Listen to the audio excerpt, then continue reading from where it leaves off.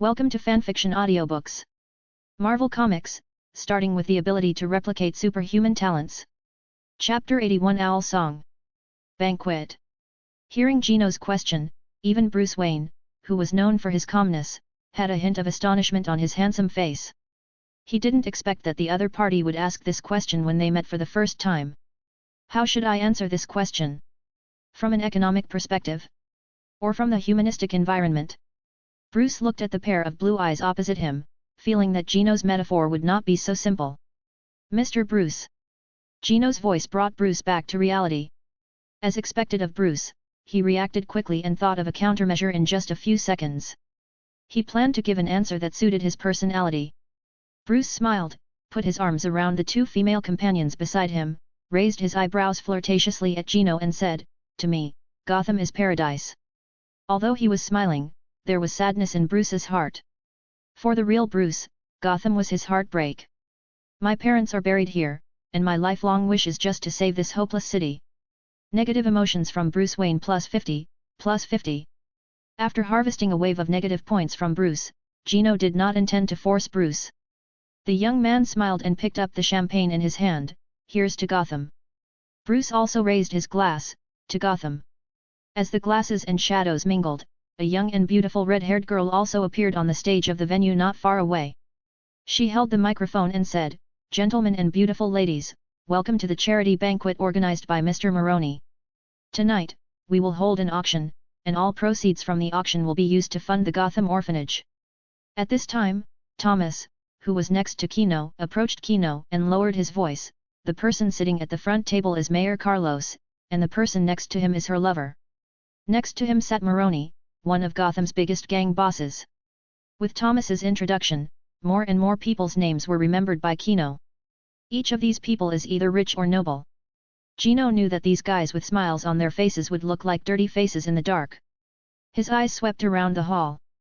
The splendid hall was full of people. They were all wearing suits and ties, and they were all dazzling. Everyone has expensive watches and jewelry on their hands. These people are all blood-sucking insects crawling on the city of Gotham.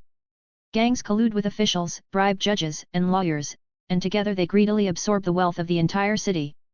To put it in crude terms, if someone dropped several grenades into this hall, the result would be devastating, and perhaps even Gotham would fall into anarchy. "I'm going to the bathroom." Gino stood up and nodded slightly to everyone. Kino's position became vacant. Bruce glanced at Thomas and said casually, "Your nephew is very good. Where will he go to school this year?" Bruce thought to himself, if you want to understand a person, the best way is to start with the people he knows. "Yes, but his father is a tyrant and mentally ill." Thomas had no good impression of Lionel and sneered, "Kino should stay in the metropolis and receive the best education, but his father brought him here, a town that has nothing to lose." Thomas rubbed his chin and was about to say something else. But... bang! It seems that the line is overloaded or the voltage has tripped. As the lights flickered, the hall that was originally bright as day suddenly fell into darkness. What happened? Why is there a power outage? There was a commotion from the crowd below. The organizer quickly stepped forward and shouted for everyone to stay calm.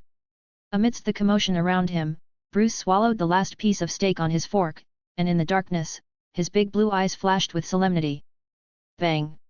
The sound of heavy objects falling to the ground resounded in the hall.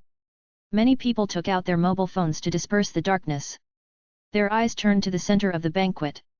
The screen radiates light to illuminate the center of the banquet. In the mottled night, a man in a suit with his neck turned 180 degrees had a ferocious expression and his mouth and nose were stained with blood, lying on the cold marble floor. People looked up at the dome. The glass above them shattered. It looked like the body had been killed and then dropped from the sky. This fat man with a bloated body had his eyes wide open in front of him.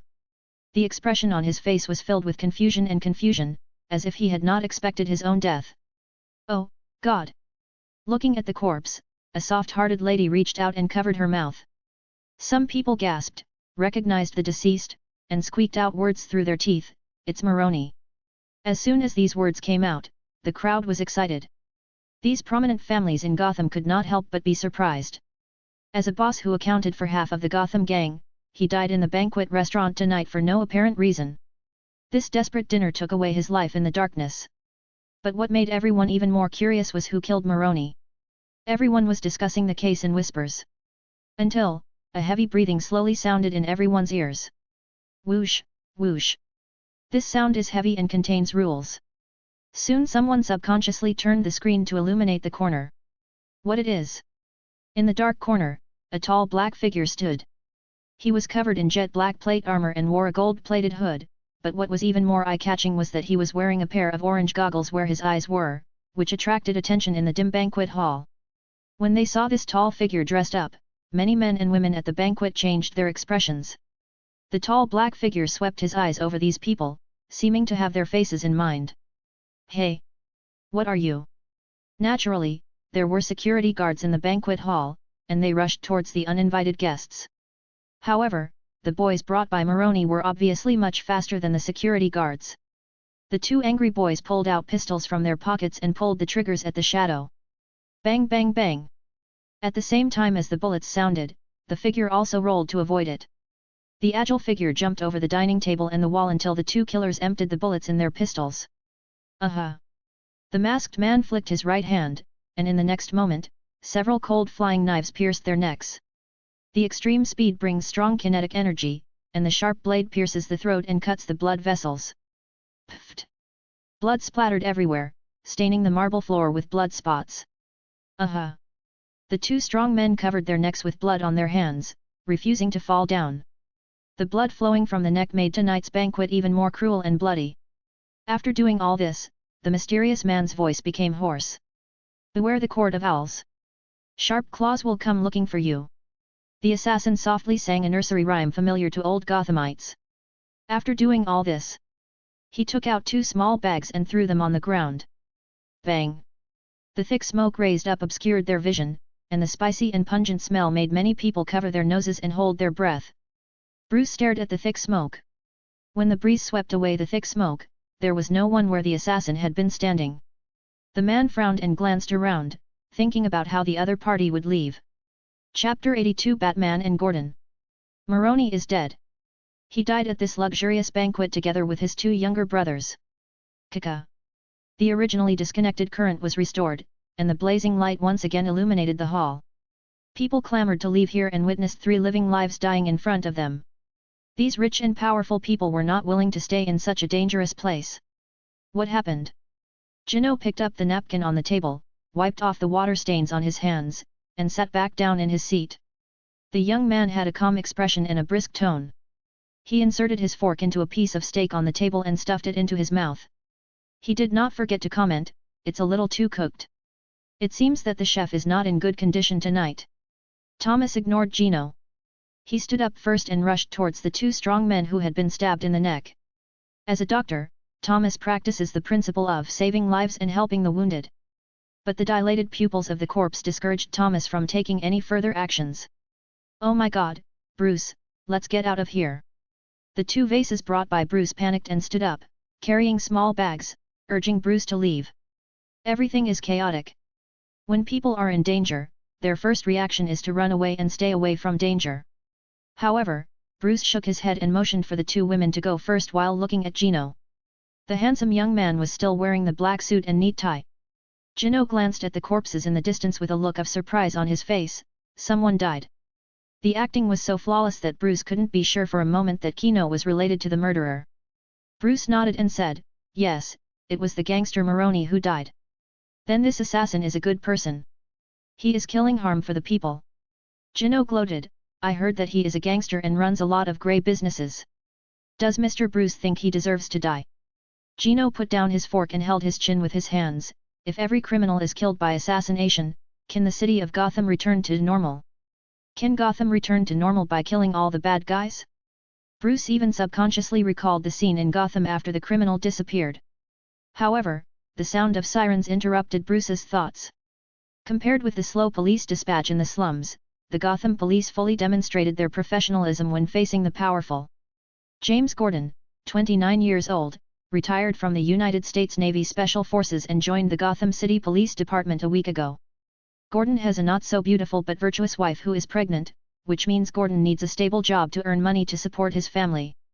Society is never warm, only cold and cruel. If Gordon were willing to become a dark cop, then his life might be much easier, but Gordon is an outlier among the Gotham police. For example, never accept bribes or attend fun gatherings with colleagues. Such an unsociable guy is naturally ostracized by his colleagues and superiors. So, faced with this extremely bizarre murder, the boss sent the unlucky Gordon to handle the case. Leiter, Fran, you lead the team to seal off and protect the scene. Frank, follow me to find someone to take notes. Gordon rubbed his eyebrows. He was not happy during this time. The exclusion and suppression from his superiors and colleagues made him physically and mentally exhausted. Gordon walked into the hall. At this moment, many people had already left the Golden Hall. His eyes swept across the 3 corpses. It was obvious that this was a homicide. Call. Gordon took a deep breath, and soon, the police officer in charge of the confession reported the situation to Gordon. Gordon frowned as he listened to the police officer's report. The assassin suddenly appeared, killed Maroney and walked away. This kind of transcript looks as absurd as some science fiction online novel. Forget it, take the body back to the autopsy room first. Early morning. Gordon watched as the medical examiner removed the knife from the deceased's broken throat after dissecting the body. The body of the silver flying knife was engraved with an owl pattern. While he was thinking, a mysterious wind sounded behind him. Wow! It's like some clothes are swaying in the wind. Who? Gordon tensed and turned around suddenly. Under the dim yellow light, the black shadow looked like a huge bat, standing quietly in the corner. The dark black cloak was swinging in the wind, and paired with the black armor, this guy looked mysterious and weird. Under that pair of pointed-eared masks was a pair of cold eyes. Gordon quietly pressed the pistol on his waist. As long as the other party made any movement, he would shoot immediately without hesitation. Who would infiltrate a forensic workplace wearing something resembling a costume? Answer: mental patients. Take it easy. Gordon heard the pervert in black speak slowly. I'm here to help you. Batman ignored Gordon's little movement, walked to the body and picked up the murder weapon in the tray. His eyes paused for a moment on the owl pattern on the flying knife. Thinking back to some rumors about the Wayne family, Batman had some guesses in his mind. He dropped the throwing knife and turned around to leave. Wait! You can't show up suddenly and leave rashly. Gordon pulled out his pistol, and after holding back for a moment, he opened his mouth and shouted, I now suspect that you are connected with the murderer. Squat down with your hands on your head and accept the investigation. Batman didn't stop. Under Gordon's gaze, he pushed open the window and jumped down. God! Gordon covered his mouth. You know, this is the 5th floor. He rushed to the window to save the other party. However, when Gordon ran to the window and looked down at the dark night, he saw the man in costume raising his arms and spreading his black cloak under the neon lights. In the night, the howling night wind blew through the black cloak, making a harsh whistling sound. The opponent was like a bat with open arms crossing the city shrouded in night, gradually disappearing from Gordon's field of vision. Oh, God! Gordon rubbed his eyes. He felt that he was absolutely crazy. Gotham sewers. The turbid sewage flows through the underground waterway with garbage and the corpses of some creatures rolling in it, which looks disgusting. Zoom out through a thick wall. At a dark round conference table, a group of men and women wearing white masks and various expensive dresses gathered together. The scent of various expensive perfumes filled the air. Everyone! The leading guy knocked on the table and said, someone is impersonating us in the Maroney case tonight. The white candle flame flickered, and the reflected shadows swayed. After he finished speaking, someone immediately answered, impersonating the Court of Owls, he will pay the price. A group of people hide their true faces behind masks and discuss fiercely with each other. He will expose our presence. He will pay a brutal price. They whispered. Activate our connections. Investigate his background. Then send out the claws. We'll try to update tomorrow, probably.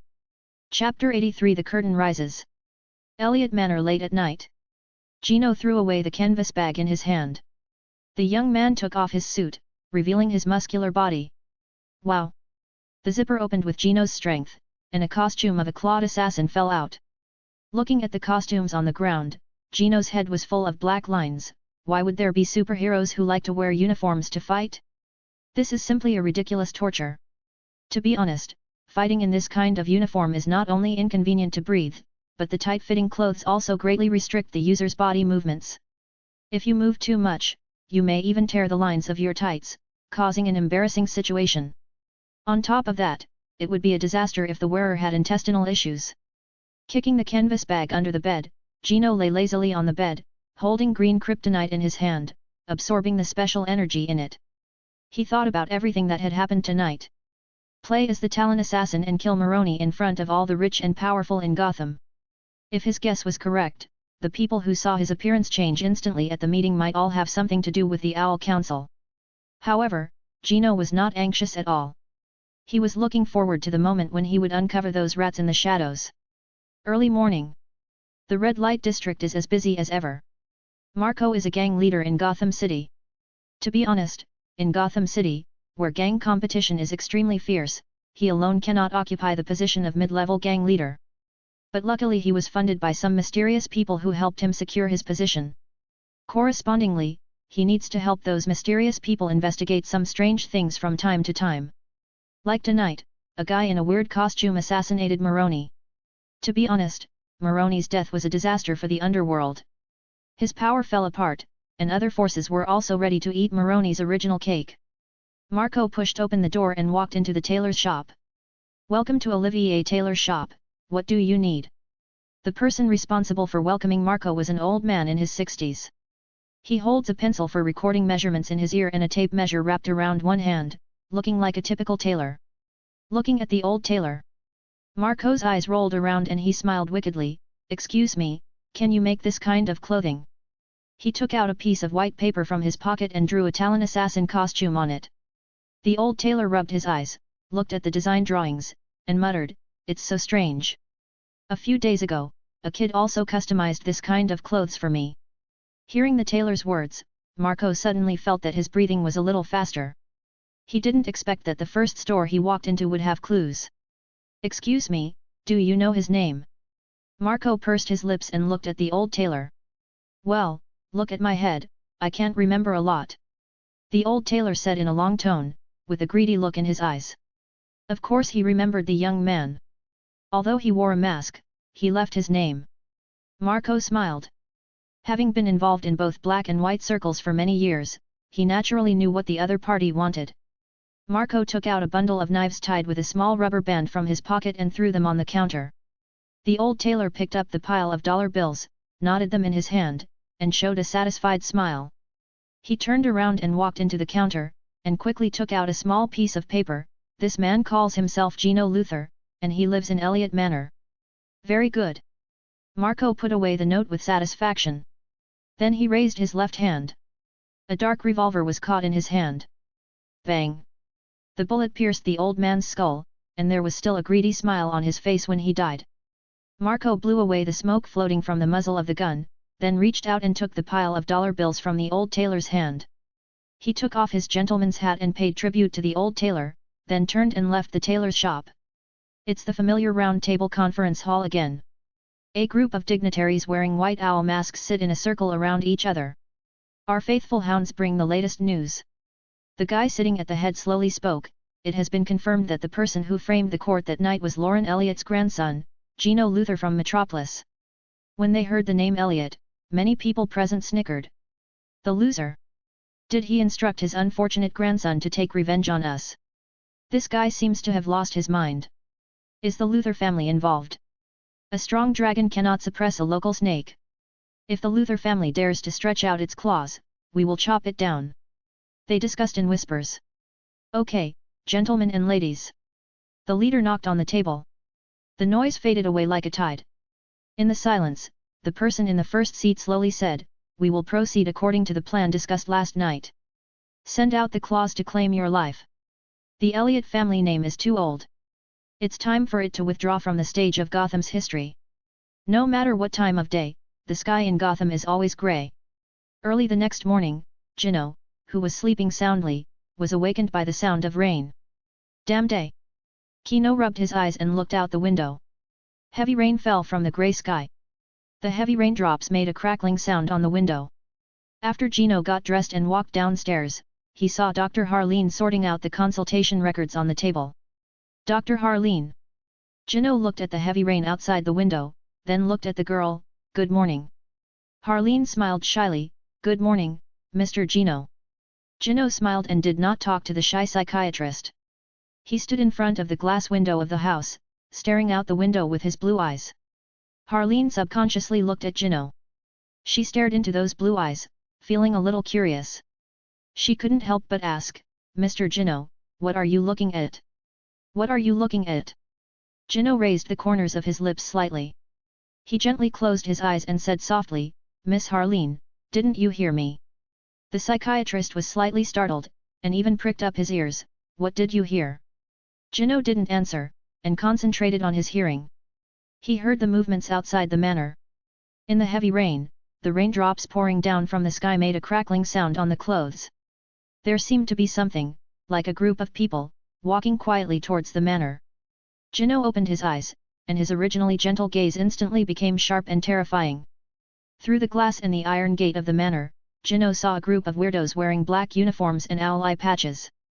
Each of them is tall and burly, with several flying knives equipped on the armor straps on their chests, and their hands are inlaid with two cold bayonets, which are exposed like the claws of birds on a rainy night. Cold murderous intent. Gino slowly opened the door of the manor. The young man walked out of the house and let the pouring rain hit him. The rain in Gotham also exudes a cold and pungent chemical smell. Gino took a deep breath. He watched the assassins jump over the 2-meter-high iron fence with a single leap. They stepped silently on the wet ground, and their orange eye masks emitted a dazzling light in the rainy night. Gino smiled, opened his arms and said, "Does anyone want to leave before the fight starts?" Chapter 84 Kill his whole family. Wow! The pouring rain fell from the clouds, hitting Gino's cheeks and sliding down his chin. The claws raised their hands silently, tilted their heads like real owls, and made a coo sound in their mouths.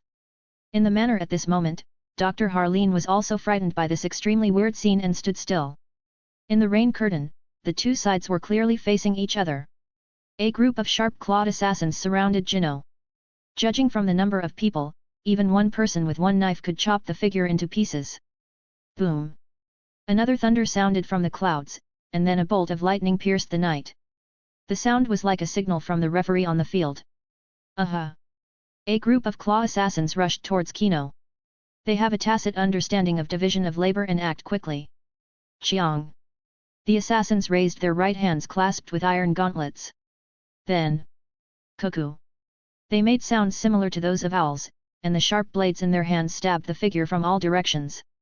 Oh, God! Harleen's eyes widened in the room. She tremblingly took out her mobile phone from her pants pocket and planned to call the police. The sharp blade broke through the raindrops and cut graceful traces in the air towards Gino. Snapped! A sound like gold and iron colliding exploded on the rainy night. Harleen rubbed her eyes. She believed that she saw it correctly. The sharp claws on the hands of the assassins slashed a series of sparks on Gino's body. The assassins didn't kill him with a single blow, and jumped back smartly again. Taking advantage of the gap to distance themselves. They threw the flying knives in their hands to attack Gino. The flying knife cut through the rain curtain and hit the man of steel. Littering is not a good citizen of Gotham. The heavy rain was getting heavier and heavier, and Gino didn't plan to stand in the rain again. Although it was cool to do so, the feeling of his clothes getting wet from the rain was not pleasant. Gino only moved slightly, and in the next moment, his hands were filled with a pile of sharp flying knives. Harleen in the room was even more suspicious of her eyes. The flying knives thrown by the assassins fell into Gino's hands like magic. And looking at the flying knife held nonchalantly in one hand, it seems that he is not afraid of being cut by the blade on his palm. The assassins seemed to be surprised by this strange scene, but they did not pause. They still drew the samurai swords behind them and silently launched a second round of charge and assassination. Let me see which one I kill first. Gino watched the swarm of claws rushing toward him. He picked up a throwing knife in his hand and pointed it at the assassin closest to him. Aha! Gino threw the throwing knife. The next moment. Bang! Similar to the sound of a torpedo exploding in the water and detonating in the rain curtain, the thrown flying knife exploded into the rain curtain and pierced the head of a sharp claw with a terrifying impact. With the help of terrifying power, the flying knife was turned into a barrette bullet by Gino, and the head of a sharp-clawed assassin was blown into pieces of fleshy residue flying in the sky. Whoa, whoa, whoa! Gino kept throwing the flying knives in his hands. He only needed to aim at the target and shake his wrist slightly, and the flying knives would turn into precise bullets and blast the heads of the claw assassins. It was not that the assassin raised his knife to block, but the result was that the flying knife collided with the samurai sword and shattered together, and then turned into countless metal fragments and pricked the clawed assassin's face. In the assassin's manner. As the number of flying knives in Gino's hand became less and less, the claw assassins who rushed towards him fell one by one. There is no doubt that this is a massacre on one side. This group of claw assassins had no idea what kind of opponent they were facing. And inside the manor house, brains mixed with raindrops dripped onto the grass. Harleen witnessed this bloody and violent scene with her own eyes. She felt that she should be filled with extreme fear. But, I don't know why, a different kind of emotion grew in the girl's heart. She rubbed her legs, her breathing gradually became faster, and she stared at the tall figure standing in the night. Ah! Harleen let out a small moan, and there seemed to be another personality in her head calling her to follow him. He actually did it. An old voice sounded not far away from Harleen, and the grey-haired Lauren looked like she had seen a ghost. He looked at the headless corpses on the ground.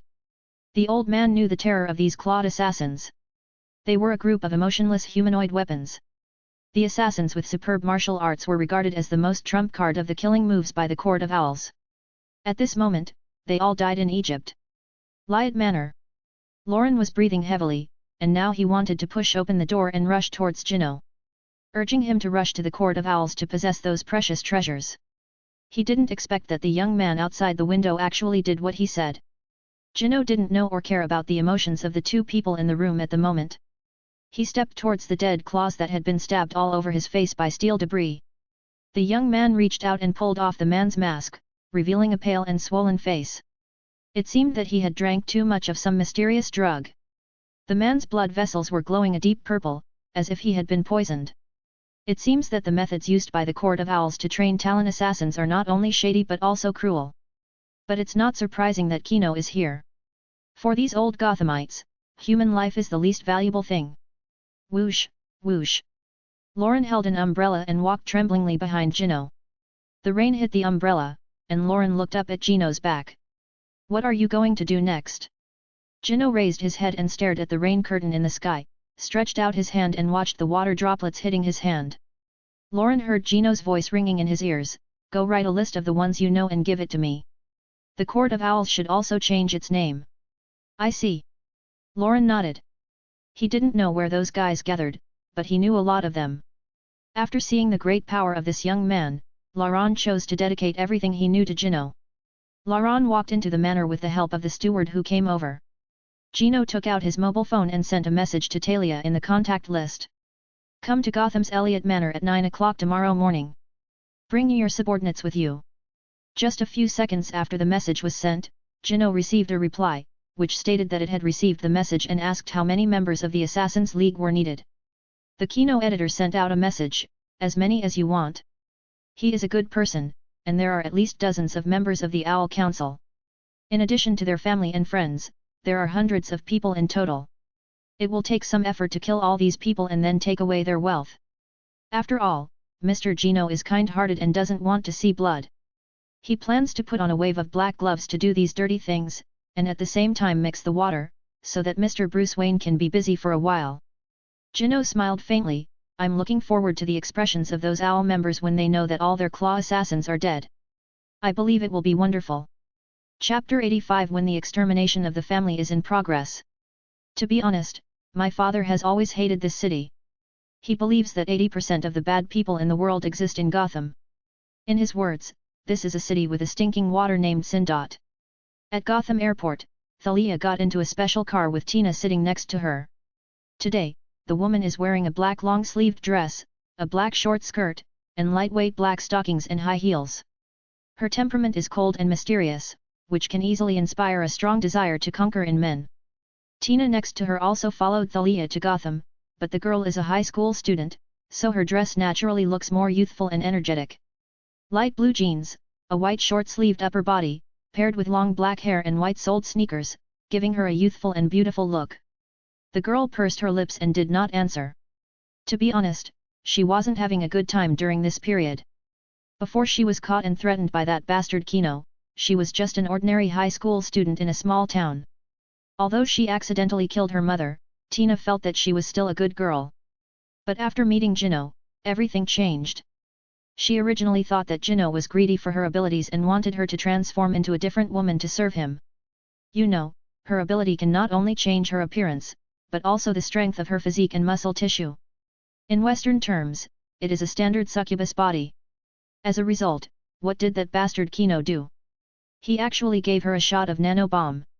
After being sent to Thalia by Jino, the woman Thalia threw herself into the Assassin's League to learn various killing techniques and lurking disguises.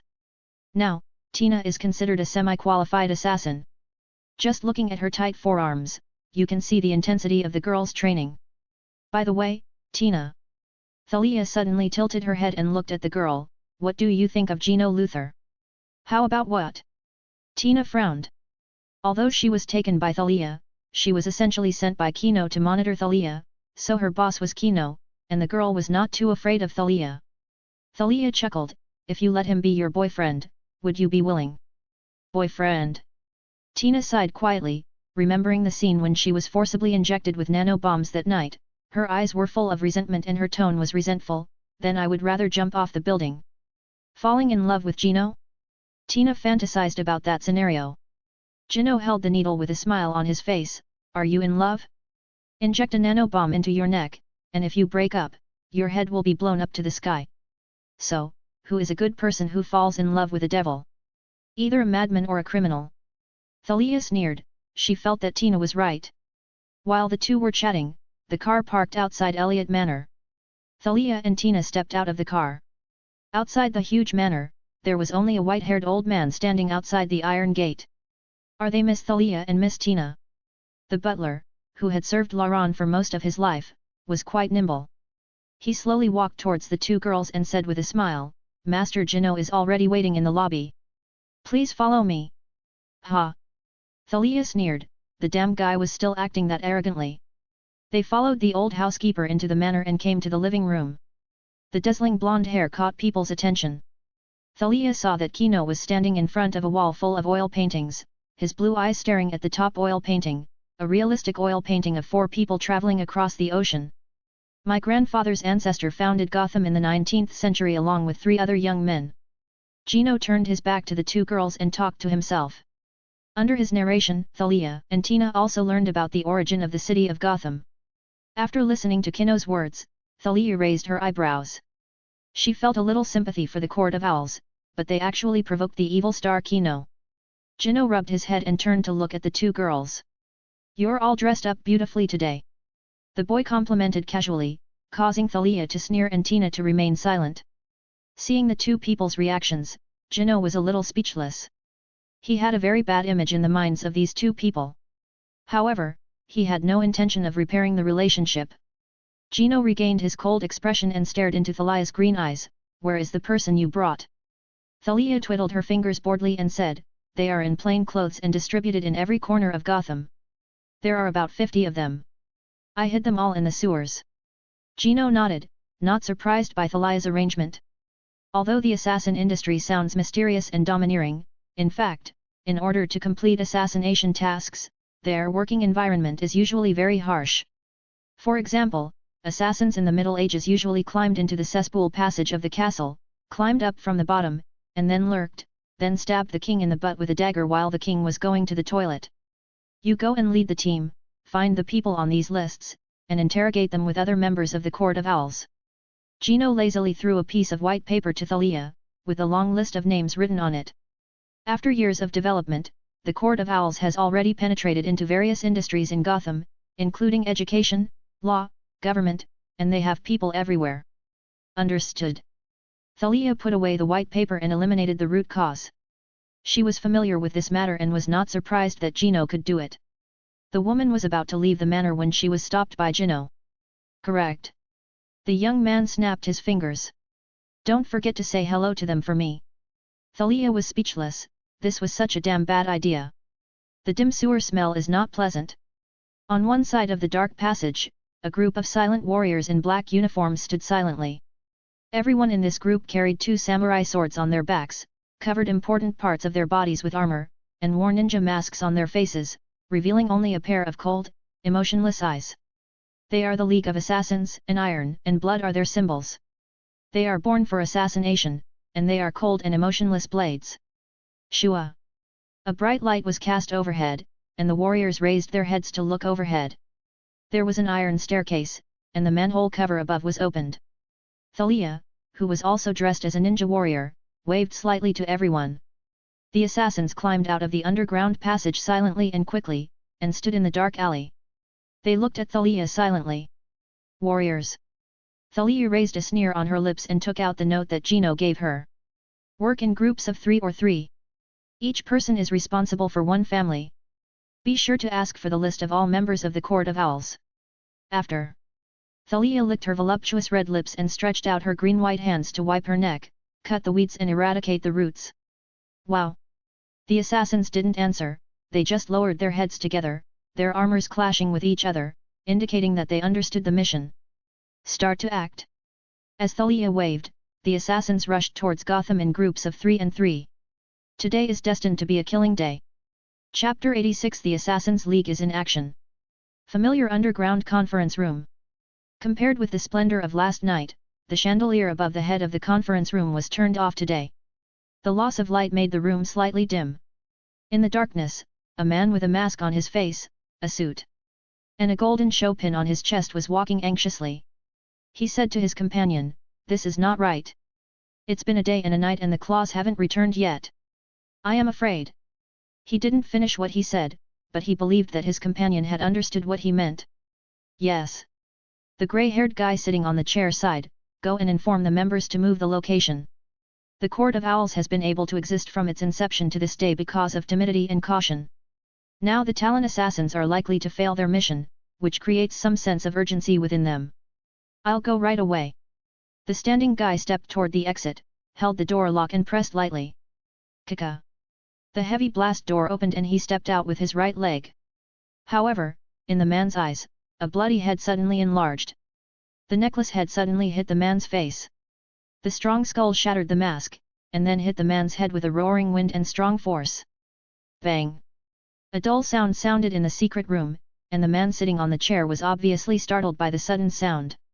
He stood up from the chair in a panic and looked towards the exit. Then, he saw the most terrifying scene since his birth. The two heads collided with each other under the push of a big hand, and the powerful force crushed both heads, just like throwing a pig's head on a hydraulic press and crushing it. The man's acquaintance had his brain shattered, and indescribable objects sputtered along the air against the wall. Only a headless corpse was left, flying upside down and smashing into the wall, twitching wildly, but it soon calmed down and fell limply on the floor. Hoo! Nervousness and fear made the president of the Court of Owls' heart beat faster and his breathing quicken. He simply couldn't believe what kind of power it took to crush a living person's head. He saw the metal door being roughly pushed open, and the hand just pushed it gently. Then the iron door flew away like a cannonball, causing deep cracks in the wall opposite. A joking voice sounded, "Headshot." The arm retracts and returns to darkness. Whoosh! The sound of armor clashing echoed, and dozens of fully armed Assassin Alliance warriors filed in. They formed a silent circle around the entire conference room. Then, the owner of those arms slowly walked out of the dark passage. With his long blonde hair and handsome appearance, the most important thing is that he is wearing a black samurai uniform, which makes him look dark and gloomy. The masked man stared blankly at the young man who swaggered out. He saw the young man smiling and said, "To be honest, this ghost place is really hard to find. I don't know what the guys who originally designed Gotham's underground traffic pipelines thought. The entire city's sewage treatment system is even wider and more complex than Gotham's." Gino stood at the entrance with his hands behind his back. A brown-haired beauty stood beside him soon. The woman had a bad smile on her face and was staring with interest at the president of the court, the only person in the hall who was not one of her own. Tisk, tisk, Court of Owls.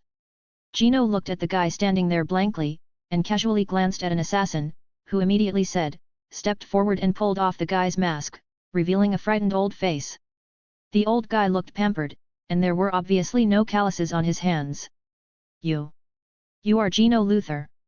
The old man spoke in a hoarse voice, then looked at the assassins around him, with a hint of bitterness on his face. "It turns out that the Assassins' Alliance is standing behind you, no wonder you dare to go against our Court of Owls. The League of Assassins is standing behind me. Gino laughed, glanced at Thalia and said, "Go tell him the truth." Thalia looked at the old man with no expression on her face and said, "It is Mr. Gino who is standing behind us." The assassins she brought were all her loyal subordinates, and they were not worried about informing Lei Xiaogu.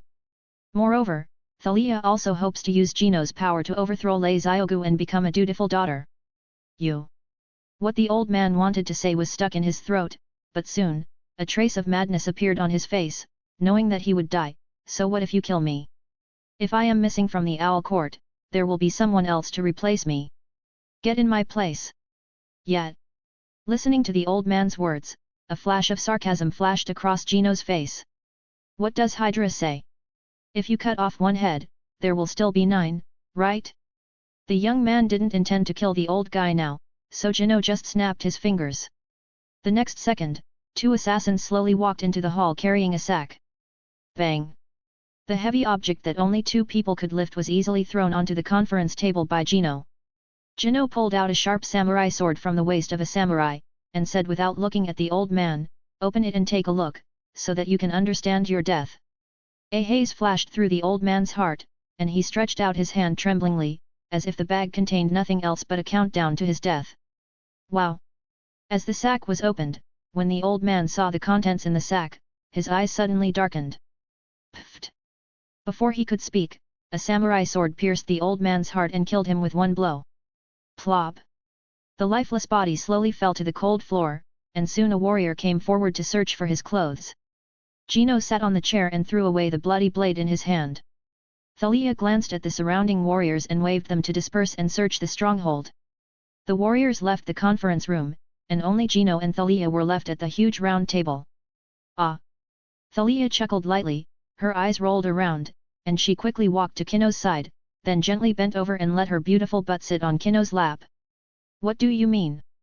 Gino's expression showed no emotion or anger, he just glanced at Thalia's warrior costume silently. This organization called the Court of Owls must have some treasures, right? Thalia's charming eyes stretched out her hand to hook Gino's neck. Since her last confrontation with her beauty failed to seduce Gino, she has practiced with Tina many times. Her strength has improved significantly. At least she knows how to move her butt belt from time to time. Give Kino some excitement. So. Gino did not answer the woman's question. He knew the character of Talia, a woman who was ambitious but addicted to food. He wanted to know what Talia wanted to do. So, can you show me what valuables the Court of Owls has? Thalia is not a fool. She knows that the Owl Council must have some precious treasure that can make Gino care. Since I've helped you so much, is it okay? Thalia pretended to be pitiful, changing from her usual queenly demeanor. Certainly. To Thalia's surprise, Gino agreed without hesitation, which made the woman a little happy. We are friends, aren't we? Gino smiled and gently hugged Thalia's slim waist. Of course, this is not because Mr. Gino is kind-hearted, but he will still have some use for this woman in the future. So, give her some benefits first. Chapter 87A Plan. Gino pushed open the thick stone door full of age. This is a deep pool that occupies the size of a living room. It contains a mysterious liquid that is transparent, colorless, and sparkling with the luster of the Milky Way. What is this? Not only Thalia, but also the group of assassins she brought looked surprised. Amber gold. Gino looked at the pool of spring water, stepped forward and reached out to scoop it up. A pool of colorless and odorless water flowed out between his fingers and returned to the pool again. What can it do? Thalia's eyes rolled with excitement on her face. Prolong life. Gino simply described the function of this pool of amber gold. Of course, this thing is not that simple. Gino remembered that if this thing and the other 4 metals were collected on a certain Destiny's Child, he could summon Dragon Barbatos. Of course, that dragon will never grant your 3 wishes. Instead, it will turn people into twisted and crazy dark creatures. Leave a few ninjas to transport this thing away. Gino gave the order to Thalia. Looking at the eager woman, he knocked indifferently and said, "You can take away a small bucket, and the rest belongs to me." Thalia pursed her lips and could only wave her hand to let the assassins who accepted them go find the cargo and fill it with amber gold. There is no way, the strength is not the same level, she has no right to protest at all. The 2 left the room filled with amber gold and opened another stone door. A library. Gino looked at the dazzling array of books with some interest on his face. This room is also the size of a living room, and there are 3 bookshelves hanging around the walls, filled with countless books. Jino glanced lightly with his eyes. His eyes passed over the books and he saw through the essence. Most of the books were just about the assassination records and meeting minutes of the Court of Owls. He walked toward the highest bookshelf. Jino took down a heavy book from above. He blew the thick layer of dust off the book cover. Thalia sneered as she watched Jino flipping through the books and laughed, "I didn't expect you to be interested in reading. Reading makes me happy." Jino said a cold joke and opened the book to page 85. Owl Talon assassinated Alan Wayne in 1922. Alan Wayne of the Wayne family, Bruce's great-great-grandfather. Jino pinched his chin. The love-hate relationship between the Court of Owls and the Wayne family goes back a long time. Jino flipped through the book again, and he quickly found more clues. Using the Alan Wayne Foundation to build 21 owls' nests in Gotham City. The so-called Alan Wayne Trust Fund is aimed at young architects and is used to promote the construction of high-rise buildings in Gotham City. Jino flipped through the summary and couldn't help but sigh in his heart that this Court of Owls really knows how to play. Over the past 150 years, they have used the Wayne family's money to do their own things and have built nearly 20 buildings in Gotham City. Let's go. This Court of Owls is giving me more and more surprises. Jino dropped the book and left the room with the woman. Another stone door. Pushed the door open again. This room is filled with countless neat red coffins. Thalia followed Jino as she approached the coffins. She found that the coffins were all open and empty inside. However, in the center of the coffins were framed photos, and the portraits on them were all skinny children. They collect orphans from Gotham City and train them from childhood to become qualified killers. When they don't need to use them, they let them sleep here. Jino rubbed his neck. It was a pity that the Court of Owls had involved all the claw assassins in order to deal with him. The two walked through the coffins. Really interesting. Jino tilted his head and looked at the maze in front of him, which occupied a huge area and had a complicated layout. It was made of marble. There is a huge owl statue placed at the entrance of the maze, and under the owl's claws is a gurgling fountain. Looking at the layout of this room, a smile gradually appeared on Jino's lips. Thalia, go gather your ninjas. The woman didn't understand what Jino was thinking, but she didn't question it, nodded and left. Jino looked at the fountain and the maze. He had a plan in mind, an interesting plan for Bruce Wayne. What kind of surprise can you bring me this time? What kind of surprise can you bring me this time? Wayne Castle. Bruce dragged his tired body open the door and walked into the Wayne Manor Library. As the richest family in Gotham City, the Wayne family's library records the life experiences of every Wayne. Bruce rubbed his sleepy eyes. Ever since he witnessed Maroni being assassinated by a guy dressed as an owl, the horrifying scene brought back profound memories for Bruce. From an early age, he suspected that his parents' deaths were no accident, and he also investigated whether the Court of Owls really existed. But when his investigation left him trapped in a room for more than a week and nearly starved to death, Bruce gave up his suspicions. Let me see where you are. Bruce climbed the escalator to find the collection of family records he was looking for. Compared with Jino, who can accurately find what he wants at a glance, Bruce, who is still mortal, can only search slowly. Time passed by minute. Snapped. Bruce stretched out 2 fingers and pulled out one side of the book. He looked at the smooth writing. Alfred, the butler, was undoubtedly a loyal and conscientious butler. He also kept this huge library spotless. Bruce turned the page and found the record of his great-great-grandfather, Alan Wayne. In his later years, Alan Wayne often suspected that he was being watched by the secret assassin organization. He was diagnosed with obsessive-compulsive disorder and schizophrenia through Arkham Asylum. He broke his cervical vertebra and hit his head when he jumped into Gotham's underground tunnel. Die. Bruce silently read the lines of text. In the past, he might have thought that his great-great-grandfather went crazy because of excessive stress. But now, Bruce is beginning to wonder if there really is such a terrifying organization in Gotham City that is secretly controlling everything in Gotham City? Master. There was a knock on the door, and Afu slowly opened the door and walked in. With one hand behind his back in perfect posture. The old man said in an unheard tone, Mr. James Gordon from the Gotham City Police Department wants to see you. He said he had something important to talk to you about. The book in Bruce's hand trembled slightly, and he thought of the files about James Gordon in his mind. A foreigner who was ostracized by the criminal police, but it is currently impossible to confirm whether this person is honest. Let's go. Bruce closed the book and pushed it into the bookcase. Ah Fu followed him, and the two of them came to the hall and saw James Gordon sitting on the sofa with a serious face.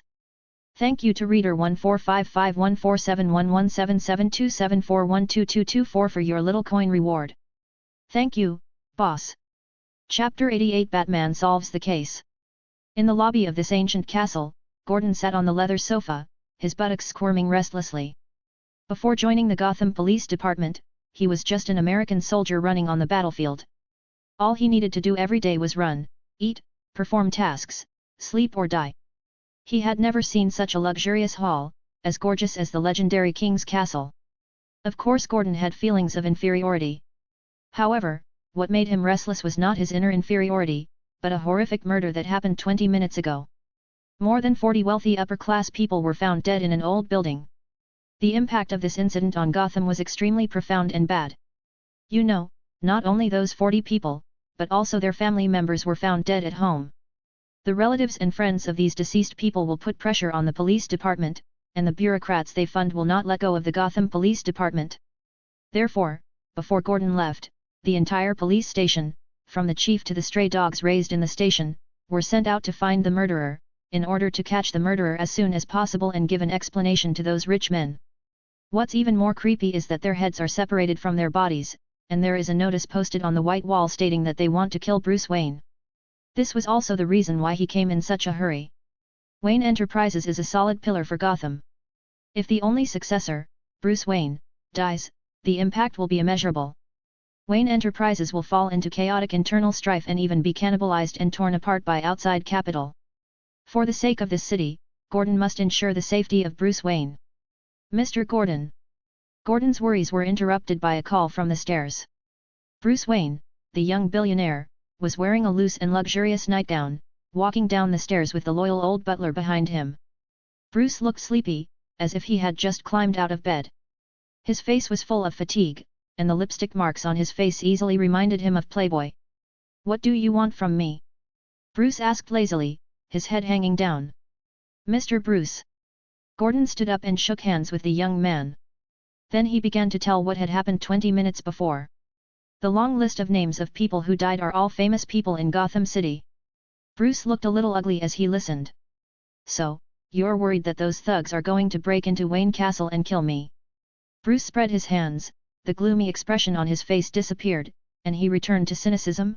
Okay, what does Commissioner Gordon want me to do? Gordon sighed, I hope Mr. Wayne can leave Gotham for a while. Bruce nodded and looked at his butler Afu. Sir, I remember that there is a helicopter parked at the top of the castle. We can use this plane to go to another of your private estates and then take a connecting flight out of Gotham. Bruce smiled and snapped his fingers, then do it. Excuse me, Mr. Gordon. Bruce turned around and nodded to Gordon. As if he was very afraid of death, he left with the butler and ran toward the top floor. Watching Bruce leave, Gordon also stood up and walked out of the manor, got into his second-hand car, and drove towards the crime scene. There were still many things to be busy with today. Boom! Not long after Gordon left, the roar of a helicopter soon sounded. Inside the helicopter, Afu drove the helicopter to continuously stretch the height while shouting back, I hope you can protect yourself this time, Master Bruce, don't cause yourself more scars. I understand, Afu, I understand. Behind him, Bruce is wearing protective gear. Kaka. With the black shoulder pads pressed against his wrists, Bruce looked at the bat mask and took a deep breath. Afu fiddled with the signal receiver while reporting the situation to Bruce. According to the latest news from the police, the murder scene is located at the old site of Wayne Group. Listening to Afu's words, Bruce trembled slightly. He thought again of the mysterious man wearing a mask that night. Could it be that guy who did it? Take a deep breath to dispel your inner worries. Bruce looked at the city below him, the city he loved and hated. Gotham. Bruce heard himself say this, and then he picked up the bat mask and put it on his head. With half of the mask covering the upper half of his face, the originally melancholy and deep eyes instantly became cold and sharp. At this moment, he is Batman. Holding the sides of the cabin with both hands, his legs suddenly exerted force to release his hands. It was like a roaring cannonball thrown out of the cabin, swooping towards Gotham under the night. In the red clouds in the evening, Bruce opened the cloak behind him with both hands and made a hunting sound in the air. It was like a big bat falling from the sky, about to bring fear to the city. The former site of Wayne Group. This abandoned high-rise building has been covered with orange warning tape. Gordon looked at the night with a cigarette in his mouth. He recalled the horrific scene he witnessed at the crime scene. The terrifying headless corpses were neatly placed in the huge office building, and on the dusty round table were heads with ferocious faces. Whoever did it is crazy. Gordon took a deep breath from the cigarette, letting the smoke mixed with nicotine roll into his respiratory tract. He dropped half of the cigarette and stamped it out. After coming to Gotham, he discovered how twisted, perverted and crazy this damn city really was. Kaka.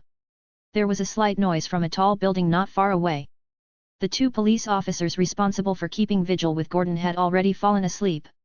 If not for the vigilance that Gordon retained in the army, perhaps he would have ignored these movements. What happened?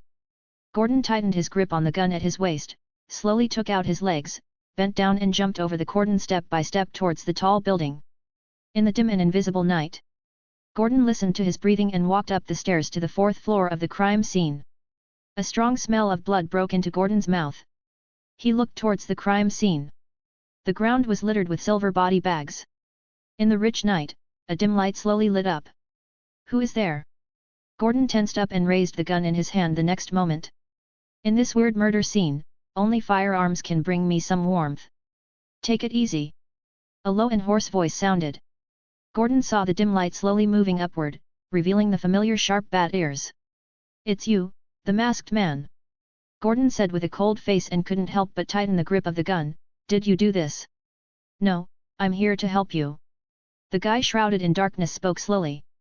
He turned around and looked at the wall, as if he didn't care whether Gordon would shoot him in the next second. Chapter 89 Batman Solves the Case 2. I won't believe you. Gordon sneered. A tight-fitting pervert came to the old Wayne Tower site at night claiming to be helping the police with a case? Gordon didn't think he was crazy for believing such words. No, you sniff carefully. The figure was shrouded in darkness and hid its body in the cloak, just like a bat hiding its body under its wings when sleeping during the day. Gordon sniffed the scent in the air, and then he frowned slightly. There is a faint weird smell in the air. If I had to describe it, it's like a kind of paint, or maybe a paint mixer. Gordon shrugged, this doesn't prove anything. Maybe the murderer accidentally knocked over a bucket of paint when he killed. Gordon kept talking, besides, handling cases is a matter for the police. I don't care who you are. But before he could finish his words, he was interrupted by Batman. He stretched out a hand and looked at Gordon. Is there a fire? What do you want to do? Gordon clenched the handle of the gun, once again associating this mysterious man with the murderer. Wouldn't he want to set fire to the crime scene? Looking at the vigilant Gordon, Batman silently retracted his hand.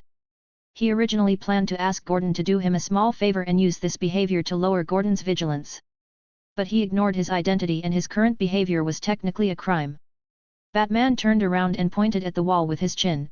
Look at that wall, is there something there?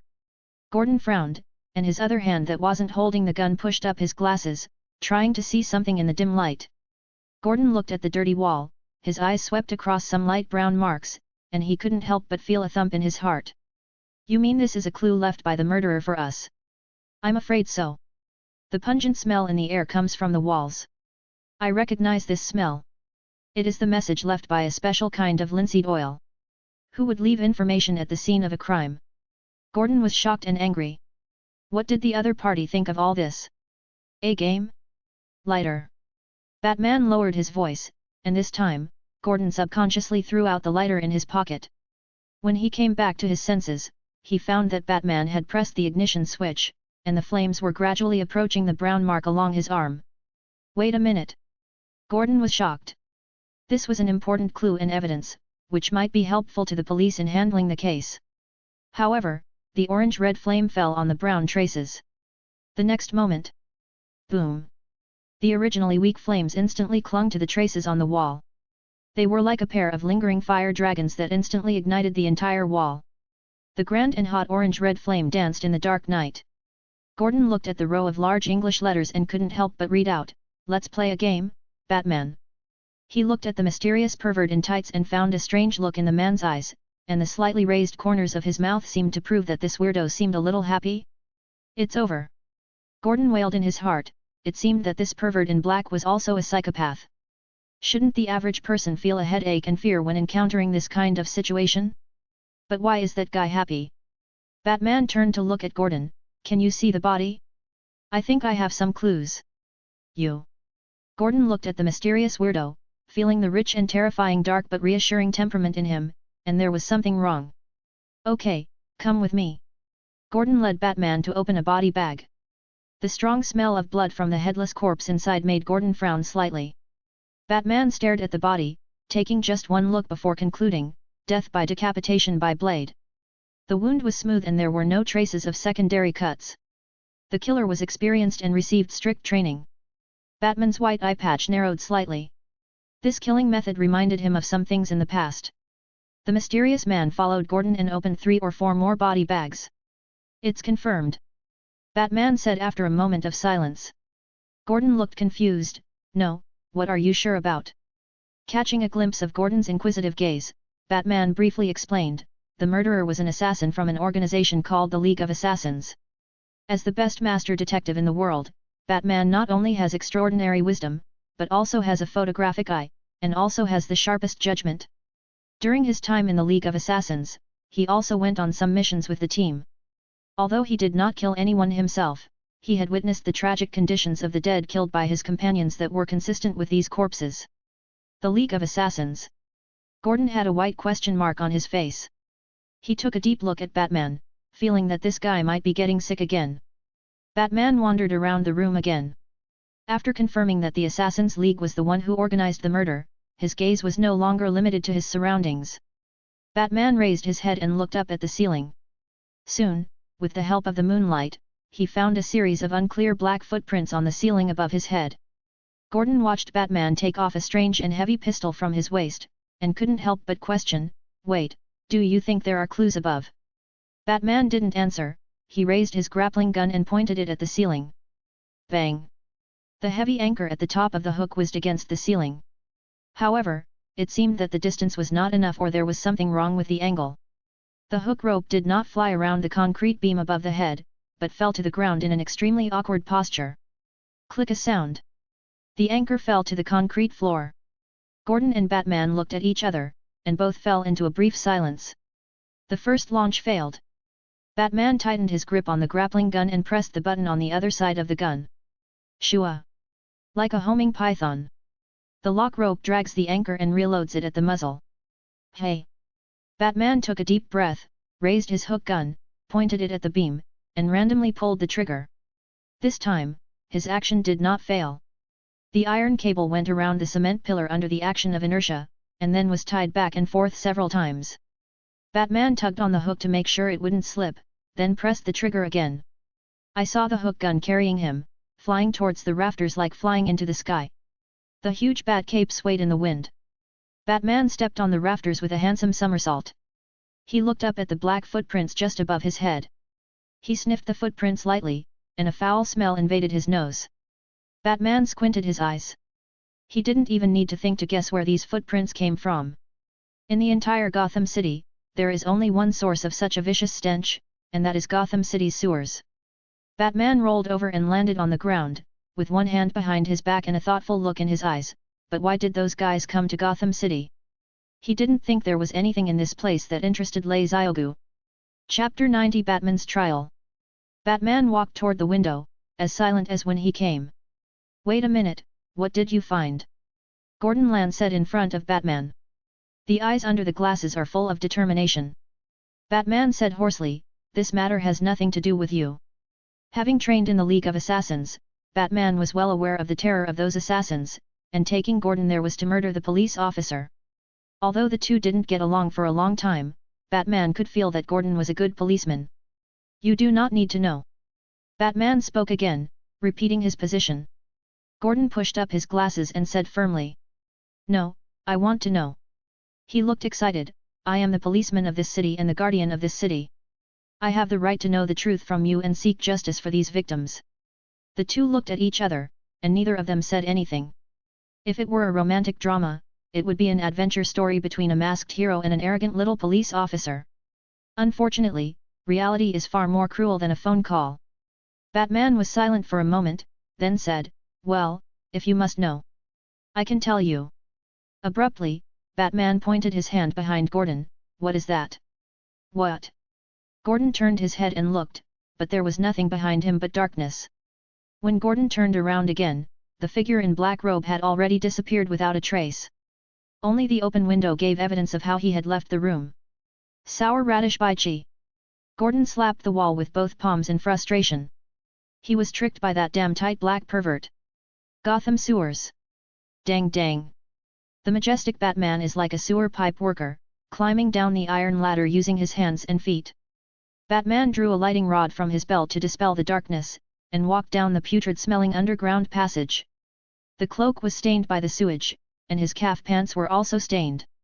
Ignoring the stench of the sewer, Batman thought as he walked. Since ancient times, cities have always been a gathering place for superstition. After all, the residents of the city come from all over the world. People leave the small villages and towns where they have lived for generations and live in a huge maze of steel and glass that interweaves shadows and cold light. They cling to the beliefs they brought with them from home, and others bring with them various prejudices. For example, Asians will draw talismans to bring bad luck, and black people will use the carcasses of some animals to perform weird and evil African rituals. Walking to a corner in all directions in silence, Batman looked at the walls made of granite. The group from the League of Assassins came from the sewers. But Batman's mind came back to a nursery rhyme that was popular in Gotham. The Court of Owls is here to watch. Be on guard all day and all night. Lime mud walls and granite walls, with a guard station in front of the bedside stove. There are clues to the Court of Owls. Batman narrowed his eyes. He suspected that the Court of Owls and the League of Assassins were involved. If that's the case, it's certainly a bad situation. This means he needs to deal with two behemoths and do everything he can to drive them out of Gotham and save Gotham from their clutches. He raised his fingers and tapped every part of these granite walls. Tuk tuk. I don't know if it's just luck or... The hollow sound coming from the wall made Batman clench his fists. This wall is empty, maybe there is something hidden inside. Bang! Batman punched the granite with his fist. With bricks and stones flying, a small hole appeared in the wall. Batman punched again to expand the hole until he could pass through it. Kaka! He stepped into the cave entrance, his boots making a sound on the gravel. The lighting rod flickered a few times and lost its luster. Batman simply threw away the lighting rod in his hand and silently walked deeper into the hole. I don't know why, but he prefers to hide in the darkness than in the light. After passing through the narrow cave and the dark corridor, a huge underground maze suddenly appeared in front of Batman. Zzz. There is a huge LCD screen standing above the head. As snowflakes flickered, a huge golden conference room appeared on the screen. Batman looked up at the scene on the screen, with the corners of his mouth pulled down, showing a typical expression, doubt. Only visible within the screen. A guy wearing a pure white mask was sitting in the main seat. He just sat there, like a living human emperor. Lei Xiaogu? No, it won't be him. Batman was once tried by the League of Assassins. He also knew Lei Xiaogu's temperament. As the leader of the Assassins' Alliance, his presence felt like a cold poisonous snake, lurking in the shadows, waiting for the opportunity to deliver a fatal blow. But the guy sitting on the golden chair didn't have that cold temperament. He calmly held the armrest with one hand, spread his legs slightly, and leaned lazily on the back chair, giving people a sense of magnanimity. The domineering. Batman looked up at the young man. He saw the young man slowly stand up. His tall body gave people a terrifying sense of oppression. This man's temperament reminded Bruce of an ink painting that hung on the wall of Ms. Siwa's training ground when he was traveling in the East. It showed the legendary overlord Xiang Yu who defeated 1,000 people with one. Behind the mysterious man stood a row of members of the Assassins' League. They were neatly dressed and armed. Under the black masks, only a pair of cold eyes were exposed, staring at the screen, as if they were always preparing for a killing. Batman's brain stormed. He began to speculate about the relationship between this man and the League of Assassins, and what conspiracy they were planning to carry out. Just as Batman was thinking, the man slowly walked up to the camera. With his hands behind his back, he looked down at Batman like a superior god. He heard the other party's deep voice coming from the screen. I want to play a game with you, a fun game. This is a taping and I'm waiting for you at the end of the road. He stretched out his slender green-white fingers and tapped the assassins behind him. These people are the elite of the Assassin's League. They will sneak into this maze in 10 seconds to hunt you down. If you can escape from them, I wouldn't mind telling you the truth about Gotham." Listening to the mysterious man's words, Bruce's heart trembled slightly. The truth about Gotham City? Looking at the maze in the distance again, Batman Furuyuimubo also felt a little sullen in his heart. What does this guy think he is? A clown for people to play with? Then, the game begins. The mysterious man snapped his fingers. The next moment, the screen went out, the original light was no longer there, and darkness swept through the underground maze again. What followed was the sound of rapid footsteps and the clash of armor coming from all directions. Batman knew he had to run. Chapter 91 Kino and Batman. I wonder how long it's been. Batman stumbled, holding on to the wall. Behind him were 3 or 4 members of the Assassin's League who fell to the ground and fainted. In this dark maze with blurred vision, a week had passed since he entered it. During this period, he fought off waves of assassins. Among them, he also suffered a lot of injuries. Batman clutched the left side of his waist and abdomen. His leather armor was scratched, and a medium-deep scar was engraved on the opened flesh, reminding Batman that if he continues to drag it on, he will meet death. Hungry, tired, painful, bored, angry. These negative emotions are crashing into Batman's heart like waves, roaring and trying to drive him into madness. Snapped. Batman pressed against a wall and moved his body with difficulty. There was no exit from this maze, and what the damn bastard told him was just a lie. As a master of the human mind, Batman could tell that the guy really enjoyed seeing him suffer and suffer. They want me to fall, but I won't fall. Batman leaned against the wall and moved slowly. When I turned the corner, the familiar stone sculpture of a giant owl came into view. Here. Batman's eyes were bloodshot, staring at the huge stone owl. A trickle of water flows over the bird, and flows from top to bottom into the pool. Dry mouth and tongue. Batman rolled his tongue in an attempt to produce some saliva. However, he couldn't keep his tongue moist after not drinking water for a long time. It is a very wrong choice to enjoy the enemy's food in the enemy's base camp. But if I don't drink water, I will die soon. Just like a poor student who sees 2 bad multiple-choice questions A and B in front of him, he can only choose the less bad one. Batman staggered to the pool. He reached out his right hand and reached into the pool. The cold and biting water made him shiver. Wow! Hold water to drink. The sweet and delicious liquid moistens Batman's mouth and burning stomach. He breathed a sigh of relief. The incandescent lights overhead hit the ripples of the lake, reflecting the twisted bat hood. Shen Mo stood up, and the footsteps behind him were as familiar as ever. This was the 168th time, and a wave of people would arrive almost every hour. Swinging his strong arms, Batman ran into the dark maze again. Calm down and focus. Batman ran through the long dark corridor, and suddenly, the tall figure wearing a white mask appeared at the end of the alley. I found you. Batman clenched his fists and roared towards the end of the corridor. Tell me the truth about Gotham City. Wow! The fierce fist slammed forward and then passed through the tall body. Batman suddenly woke up and realized that what he had just seen was just an illusion. They put hallucinogenic drugs in the water. He fell weakly to the ground, gasping for air. After a while, Batman stood up again, stumbling to find a way out. He passed through another bright room and saw coffins arranged neatly. The photo of a child on the lid of the coffin proved that the owner of this place had hunted for children and trained them to be assassins. Da-da! The combat boots stepped on the cold floor, and Batman turned his head. He couldn't stay in this place. When he walked out of the room, the familiar dizziness hit him again. The vision in front of me gradually blurred. At the end of the road, the faces of an old couple slowly appeared. Although he couldn't see clearly, Batman, no, Bruce discovered the identities of the 2 old men immediately. Thomas? Martha. Bruce walked quickly towards the 2 of them, and the 2 old men smiled at Bruce. Mother Martha reached out her hand to touch Bruce's cheek with a kind face. My little Bruce has grown up. Bruce's shoulders were shaking with excitement, and his lips were trembling, unable to speak. Is this real? Or is it the effect of the damn hallucinogenic drugs again? Yet, let me give you a hug. Thomas still had the cheerful character in his memory, and the man opened his arms as if to hug Bruce into his arms. Shua! At the moment when they were about to touch, the faces of the 2 old men gradually distorted and their miserable wails gradually disappeared. Bang! Bruce's angry fist hit the marble tile, leaving a large mark. I can't tell the difference. Bruce clasped his cheeks with his hands, the anger in his heart getting stronger and stronger, and he couldn't help but want to open his mouth and shout loudly.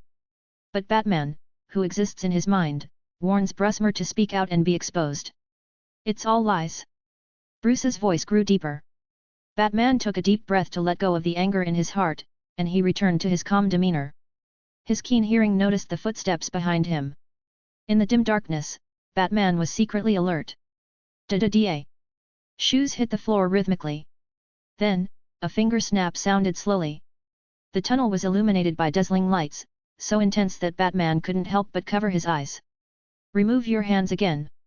This was a narrow passage with an exaggerated length, and at the end of the road, Batman saw a figure standing quietly at the corner, and the white light stretched his shadow.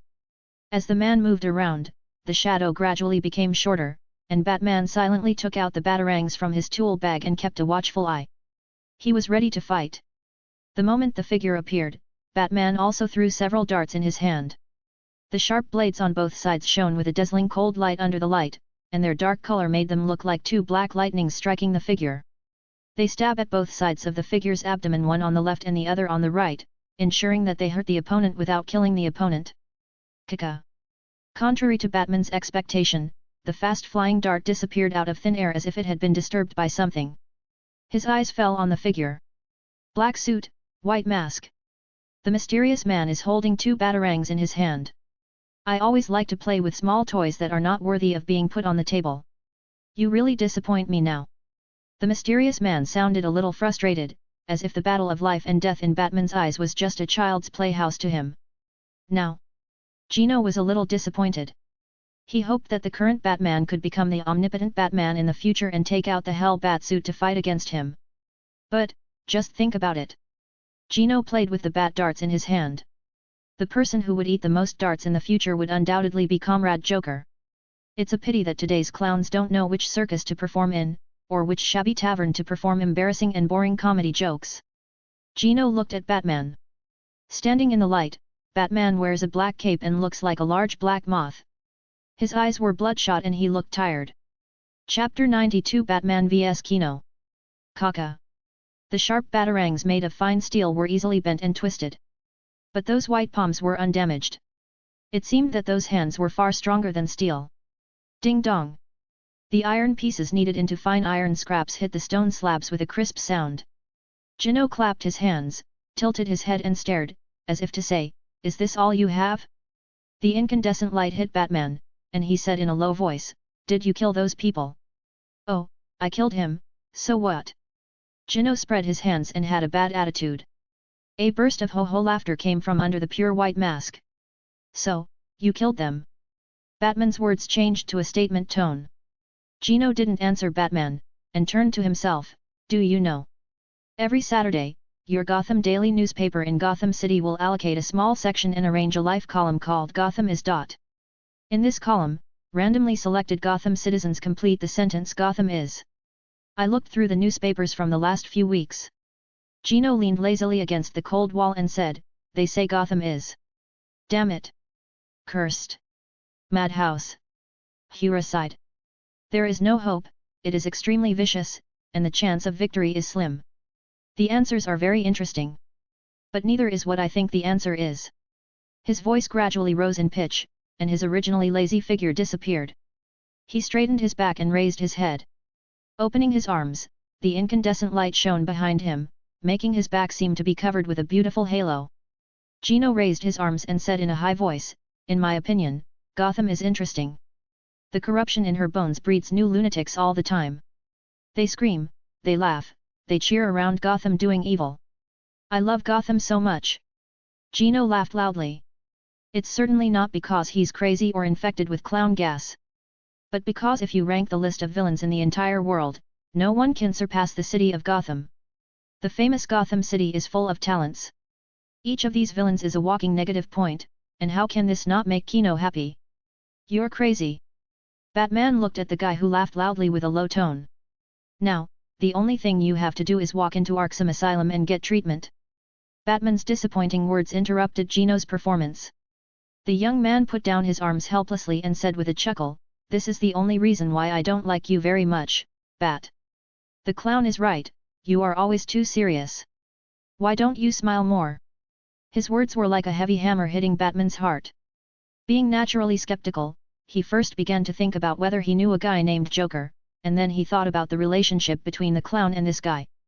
Batman's heart became more and more nervous, and he felt an invisible net slowly spreading from the other party. "Okay, let's get back to business, Batboy." Gino rubbed his neck, and his eyes under the mask stared at Bruce. "You said you would arrest me in Arkham Asylum, but the reality is cruel. How are you going to bring me to justice? With your ridiculous batarangs?" Gino opened his legs and walked slowly towards Batman. Step by step, as the distance gradually narrowed, a terrifying power and murderous intention rose from the side of the masked man. Batman clenched his fists, his breathing quickened, his body tensed, and his pupils shrank.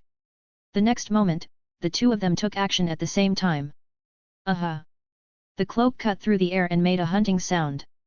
Batman flicked the cloak to block the opponent's sight, then suddenly kicked out his right leg in a spinning posture and hit the side of the opponent's face. At the beginning of the battle, Batman, the resourceful fighting master, has already planned the fighting method. You only need to hit the mandibular nerve, then clasp the opponent's neck with your elbow and suffocate him with 11 pounds of force. Wow! The black cloak flew away and hit the opponent. Batman performed a perfect escape from the golden cicada move, like a ferocious predator pounced on the opponent.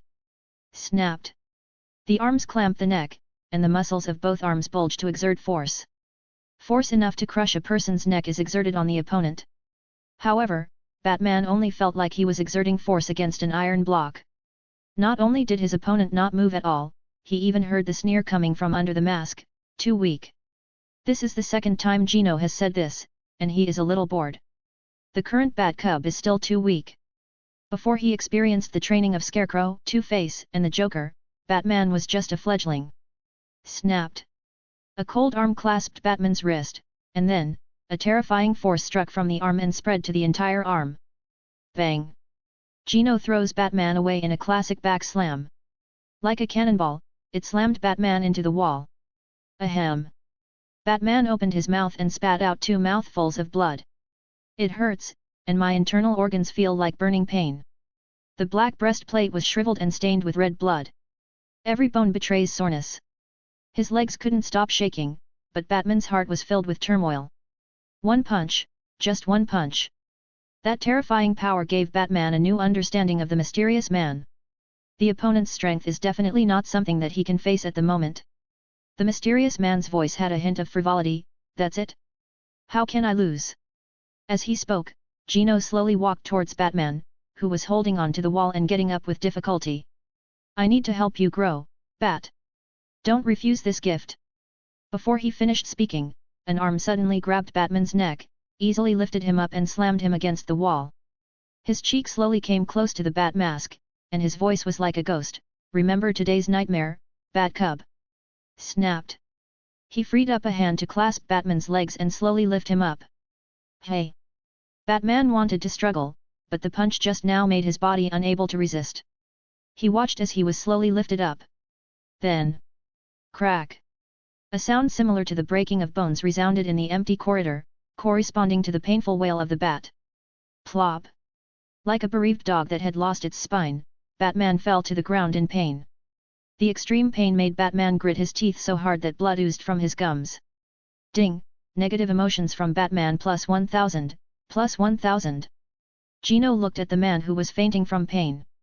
The second before Bruce lost consciousness, he ignorantly heard the voice saying, "Remember tonight, Bat, remember this fear, and then become stronger. Next time, don't let me down again."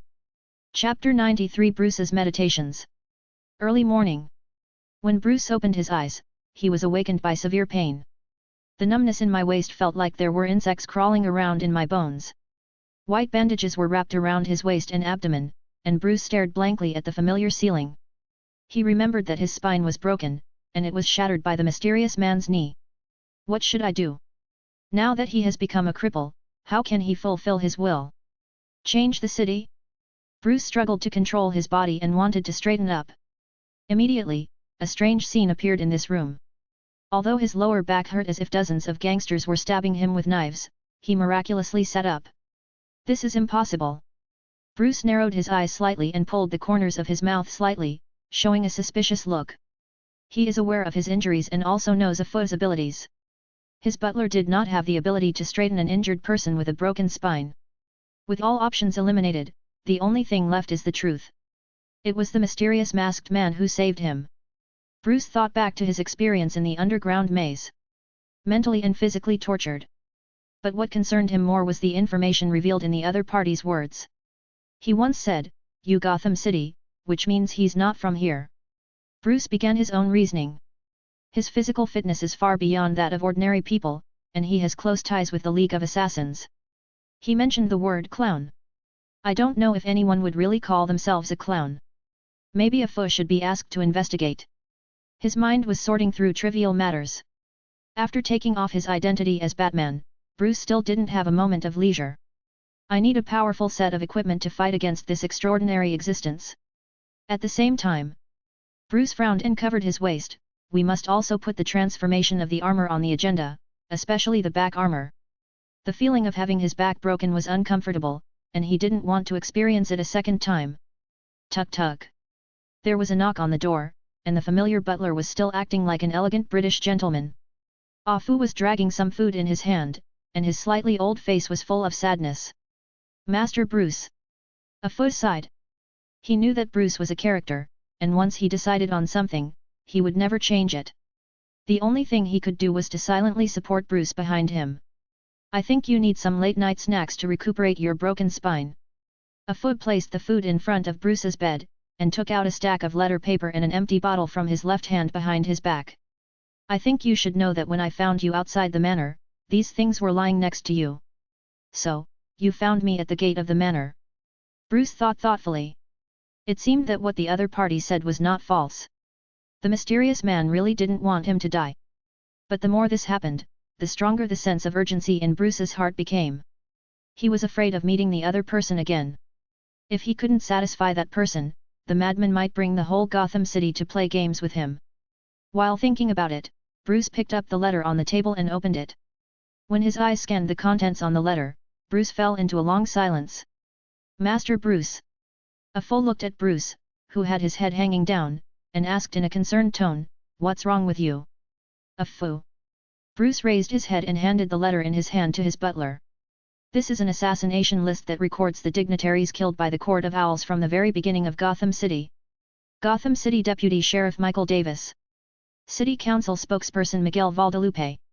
The names of politicians popped out of Bruce's mouth one after another, and as far as he knew, the causes of death of these people were attributed to various accidents.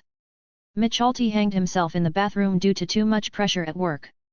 Miguel was confirmed to have been hit by a speeding unlicensed vehicle while running at night, flying several meters away and died on the spot. What made Bruce even more chilling was that not long after these people died, new politicians quickly took their place. This just proves a very cruel thing. Bruce has always believed that the non-existent Court of Owls is secretly interfering with the operations of the entire city.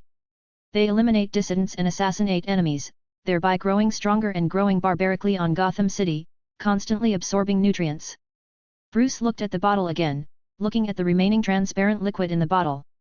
He guessed that it was this kind of thing that restored his injury, although he didn't understand what it was. Silently thinking about putting the task of studying the mysterious liquid on the agenda, Bruce, who was silent, picked up the second letter. Unexpectedly, there were only a few sentences on the paper. The Court of Owls is dead, this is my little gift to you. Signed, Unknown. The Court of Owls is dead.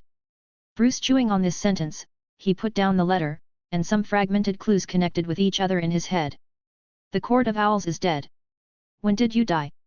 He closed his eyes and recalled everything he had experienced recently, and the smart Batman quickly told Bruce the answer. He blurted out. It's the group of wealthy politicians who died en masse in Wayne Tower last week. Suddenly, a sad mood enveloped Bruce. He stood up with difficulty. Under Ah Fu's worried eyes, he walked to the window with the white paper and looked up at the dark night sky. He said to the butler. I've always believed that the best way to understand a city is to get down to earth and feel the cracks in the sidewalk beneath your feet. Scorching airwaves over a parking lot covered in summer heat. It wasn't until everything that happened recently that I realized how wrong I was. A trace of bitterness appeared on Bruce's face. Phew, if I could discover these things earlier. He didn't finish his words, but those vicissitudes of his eyes expressed Bruce's thoughts. He thinks he's an arrogant fool. He took all these mistakes upon himself. How can I discover this earlier? Maybe I can save everything, bring the crimes to justice, and let those innocent people live happily. No one can predict everything, Master Bruce. Alfred, the old man who has accompanied Batman for a quarter of his life, walked to Bruce's side with a gentle tone. He reached out and patted the broad shoulder to encourage him. You are always used to carrying away mistakes that do not belong to you. On yourself. But sometimes, fate is like a naughty child. You can never guess what he is thinking. Then what should I do? Bruce covered his cheek in pain. He heard the old man's voice slowly ring out, try your best. The dark eyes gradually brightened, and Bruce raised his head with firm eyes, you're right, Afu. I need to get stronger. Help me find a full-body photo of Gino Luthor. Also, establish an anti-anonymous file plan. Priority, S. Chapter 94 Gino is dead, Thalia is here to take action. I have to get stronger. The top floor of Gotham Hospital. Gino stood on the rooftop, looking at the scenery in the distance. People are always dissatisfied. When you have $1, you want $10. If you have $10, you want more. Holding the cold green kryptonite in his hand, the deadly poison in the past has become an important substance for Gino to become stronger. They are nourishing Gino's body every moment, making it more powerful and terrifying. Today. The sound of heels hitting the floor interrupted Gino's thoughts. Thalia wore black short sleeves and a black skirt, with light green lipstick on her lips. The woman looked at the boy. At this moment, Gino's back was turned to the woman, and the moonlight cast a slender shadow on his body.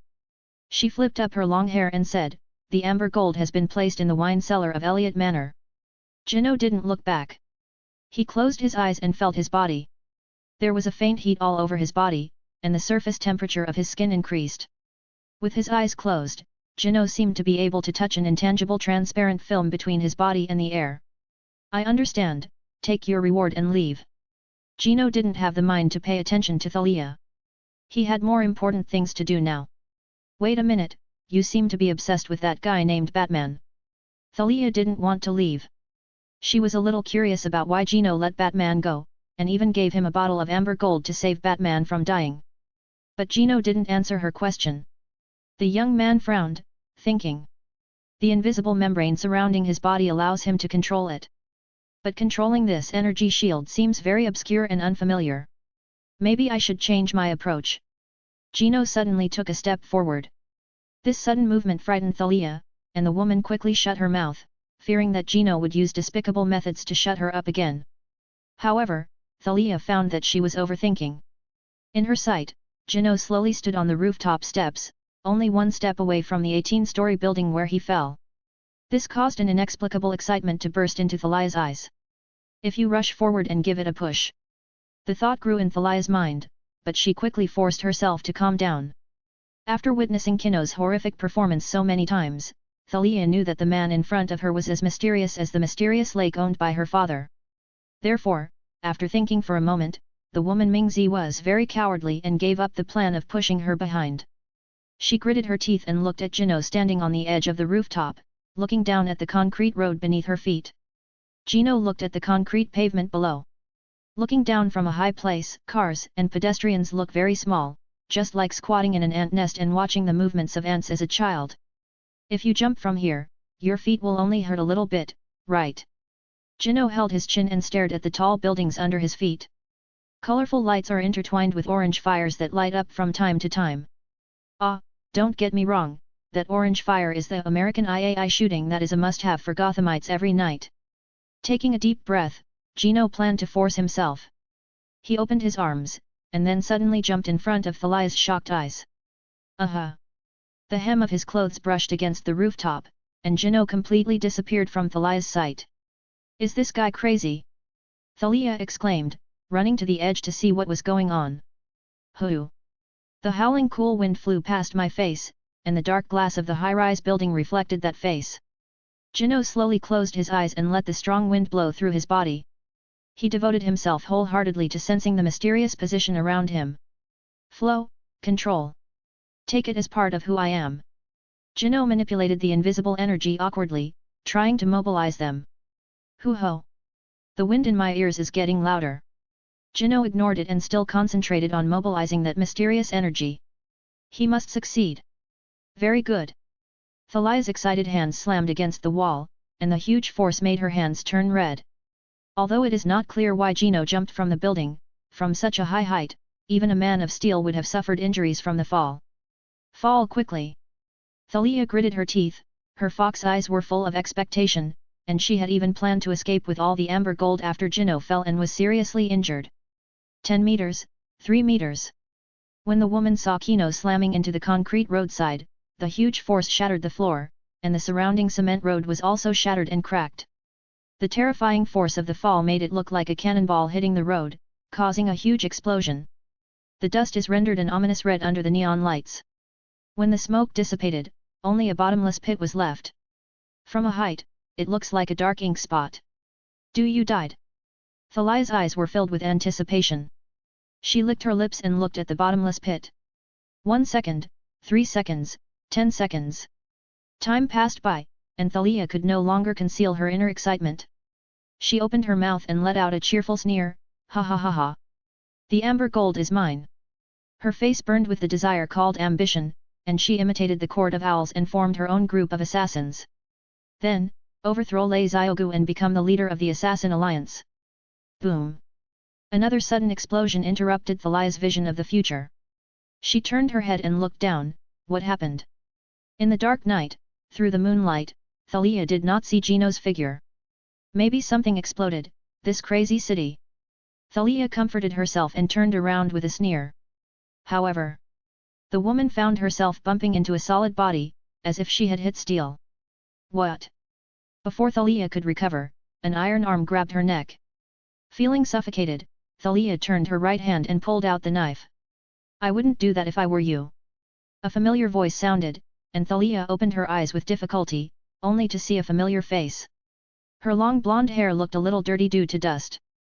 Her originally fair complexion was covered in dust, her expensive white short sleeves were in tatters, and her shorts were torn. Jino was in an extremely embarrassed state now, but his light blue eyes shone with madness that frightened Thalia. I heard that you want to steal my amber gold. Jino had a faint smile on his face, but the iron arm was tightly clasping Thalia's neck. Looking at the smiling young man, Thalia broke into a cold sweat. The woman had no doubt that if she didn't give a reasonable answer, she would definitely die here in the next second. Thalia struggled to squeeze out the words from her throat, of course not, I am loyal to you, and I plan to rush down to check on you. Loyal? Jino chuckled, you mean you are willing to do anything? No, that's right. Very good. Jino threw Thalia away, and the woman fell to the ground in a mess, with her long black hair disheveled. Thalia was extremely frightened in her heart. She heard Jino slowly say, in that case, then kneel down, and then crawl in front of me to prove your loyalty. Chapter 95 Plain? Bird? That and number 039, Superman. Snapped. Her forehead hit the cold concrete floor. Thalia endured the humiliation. Her brown hair obscured her face. The woman's voice was humble, please, please forgive me. Looking at the femme fatale lying on the ground, revealing her perfect curves, Jino's expression remained normal, and he slowly walked towards Thalia. A big hand gently pressed on the woman's head, gently stroking the silky long hair. Jino's voice was soft, very good, my loyal servant. He slowly raised the woman's head, caressed her smooth little face with his fingers, and looked at the little faces that were trembling with fear. Immediately, Jino took out his mobile phone from his pocket and shook it towards Thalia. Looking at the mobile phone in the boy's hand. What do you mean? Thalia opened her mouth slightly, revealing her white teeth, and her little face was full of astonishment. Her eyes swept over Jino's playful eyes and the strong and perfect abs under the tattered clothes. She heard words like a demon whispering in her ears, Thalia, I'm tired of looking at the last photos. I need some new photos to fill the album. Thalia. Cough cough cough. She looked at the young man with his back turned to her. He was now standing on the rooftop again. Thalia. Jino didn't look back, watch the next scene, and then remember it. The woman watched silently. Gino slowly closed his eyes. He spread his arms full of knotted muscles. The invisible energy field wrapped around Gino, as if another arm had appeared out of thin air. The young man controlled it to cover his whole body, as if he was wearing an invisible and intangible emperor's new clothes. Buzz! The air is shaking, the ground is shaking. As the frequency accelerates, it seems to have exceeded a certain critical point. Thalia opened her eyes wide and opened her small mouth. She looked at the scene in front of her and almost suspected that her eyes, or maybe she had drank some hallucinogenic drug. All I can see is the edge of the rooftop. The handsome young man floated slowly off the concrete ground like Jesus walking on the lake, as if the invisible air was stepped on by his feet and became this man's stepping stone. Gino continued to float higher and higher until Thalia had to raise her head to look at him. The bright moonlight shines behind him, like a god under the moon. Oh, God! He can actually fly! Thalia heard herself admiring sincerely, she couldn't believe this. The anger and humiliation in her heart disappeared in an instant, and a different thought ignited in the assassin and woman's heart. If she could have a child with such a being, would her child inherit the father's genes and gain the same terrifying power as a god? Then, use this child to rule the world. Thalia even regretted why she swallowed it just now. Wow! Gino controlled his position to weaken, and slowly landed on the rooftop. His light blue eyes glanced at Thalia indifferently. This woman needs to be beaten from time to time, and the scene she just performed has been able to calm Thalia for a while. Gino said to the woman, "Now, you can go." Thalia left the rooftop with deep thoughts, and as she left, the fire in her heart became even hotter. She remembered that the League of Assassins had some special medicines, and perhaps, she should prepare for future plans. The bright moon is in the sky, and the night is like ink. The cold wind blew gently and the traffic flowed continuously. Gino looked up at the night sky, a crazy plan growing in his heart. Call! Gino took a deep breath and slowly closed his eyes. Bang! The invisible creature spread out, easily crushing the rocks under its feet, and a dull roar sounded in the air. The legs were slightly exerted, and the originally broken stone platform could not withstand the terrifying force and exploded, leaving a large footprint. Buzz! The air also seems to become thicker and tighter from a biological standpoint. The next moment, Gino suddenly opened his eyes. There was a bang. Centered around his feet, the cement around the rooftop was cracked. The boy was shot out like a cannonball. Under the moonlight, his speed continued to increase at thousands of meters per second. It was like a shooting star piercing the night, like a discharged bullet, breaking through the air and flying high into the sky with a harsh sonic boom. The biological stances split the air, rubbing against each other and igniting orange-red heat waves. Its speed is so fast that the surrounding environment turns into a colorful blur of light and fades backward. Gino continued to control the creature's position to change, its actions became faster and faster, and the distance from the city below became farther and farther. He breaks through the clouds and the troposphere. The Gotham City below has turned into a black city the size of a palm, and some vague scenes of high-rise buildings can be seen vaguely. The turbulence in the air kept hitting the biological stand wrapped in Gino, making a sound similar to hail hitting a car window. Gino didn't stop, his eyes were fixed on the clouds above his head. He wants to break out of the earth, and he wants to see with his own eyes the blue planet he lives on. And he can do all of these. Speed up, speed up, speed up.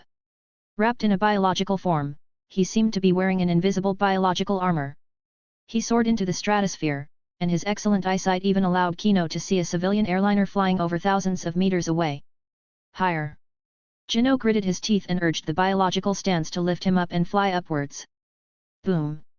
As the silhouette of the figure broke through the cloud waves, the boy jumped into the middle layer of the atmosphere. The surrounding temperature suddenly dropped, and the cold breath even caused a thin layer of frost to form on Gino's skin. However, it has no effect on the man of steel. He was still climbing, like the eternal spear Gungnir shot by the god Odin into the universe, and like the lightning Zeus threw into the sky, Kino passed through the middle layer of the atmosphere. The biological stance suddenly heated up. When Gino lowered his head and looked down, the original Gotham City had completely disappeared from his eyes, replaced by the extremely terrifying high temperature around him. They are like the Earth's last line of defense. Terrifying temperatures come from all directions, trying to burn the intruding uninvited guests into ashes. However, the biological position blocked these guards, and Gino's whole body ignited with hot red light. From a distance, it looked like he was trapped in a huge flame screen. Whoosh! The biological stance protected Jino, but he still did not stop and flew towards the dark scene above his head. He closed his eyes and just gave everything to speed. Boom! Like a violent bullet hitting a gun target, Jino felt as if he had broken through a thick film. The noise that had been ringing in my ears disappeared instantly. Silence, just deathly silence. Jino slowly opened his eyes. He found himself stepping on the biological standpoint, standing in a dark universe. The young man turned around slowly. Under his feet, a blue planet floated quietly in the vast and infinite universe, spinning faintly. Jino knows that 7.5 billion people are living under his feet. I feel like Zoom and the boss's reward of 1,666 reading coins, thank you boss, fists in. Chapter 96 Fly to the Sun. Earth, a beautiful planet inhabited by 7.5 billion humans. Jino couldn't use words to describe his feelings at this moment. A word suddenly sounded in his heart. Some people always focus on their feet, but never look up at the stars. He was a little curious. When a certain ancestor of mankind first looked up at the stars, would he have fantasized about what the night sky above his head was? A giant glass dome? Or a black stain? Jino stood quietly in the universe, looking at the quietly rotating Earth. This was a scene he had never seen in his 20 years of life on Earth. Different from the pictures taken by satellites, only when a person actually stands in front of this planet can he feel the shock from the heart, and then he can understand the vastness of the universe and the infiniteness of time and space. It's so beautiful. Jino admired in his heart. At this moment, his heart was extremely peaceful. Gaze at the Earth for a moment. The young man's eyes passed over the Earth and focused on a huge star farther away from the Earth. From a distance, it looks like a huge orange-red fireball, emitting blazing flames and orange light. Just like an old-fashioned glass light bulb hanging at home, it faintly emits light and heat in the vast universe, dispelling the darkness. Sunday. Jino admired in his heart. He looked at the star. This gas ball with a radius of 700,000 kilometers and a distance of 150 million kilometers from the Earth.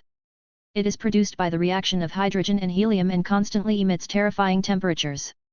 Surrounded by 8 planets, it is like the emperor of this universe. The stars surround the moon.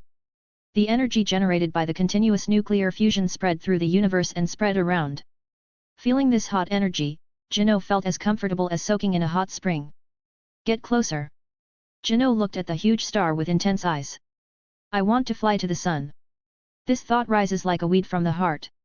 Tightening the biological position so that it is close to the skin, Jino's eyes gradually became firmer. He quickened his speed and rushed towards the sun. The distance between them keeps getting closer, and more solar energy shines on Jino. Every cell in his body was cheering for joy, and every hair on his skin stood erect. There seemed to be a burning energy flowing in his eyes. Closer. Jino gritted his teeth and sped up again until his field of vision was filled with fiery reds and oranges, until the dazzling light made Jino couldn't help but squint his eyes. The young man opened his arms, and at the same time, he seemed to hear something inside his body shatter. Buzz. Heat almost equal to that of the sun gathered in his eyes. The hot energy even gave Jino the illusion that his eyes would melt. Ah! He shouted silently, looking up into the depths of the universe. Boom! A pair of energy as hot as lava shot out from Jino's eyes. They skipped the deep black curtain, like 2 dazzling red arrows gradually disappearing into the depths of the universe. Heat sight. Jino looked at the dissipated energy beam in surprise. He tried to transfer again. Another familiar energy beam shot out from his eyes. Although it was silent, the light seemed so dazzling in the dark universe. The 5,500 degrees of heat from the surface of the sun nourished his body, making his already tall body become tighter and more powerful.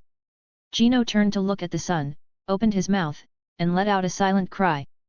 I am the god. Chuji-like words floated out of his mouth, and he slowly opened his arms, as if he wanted to embrace the entire planet in his arms.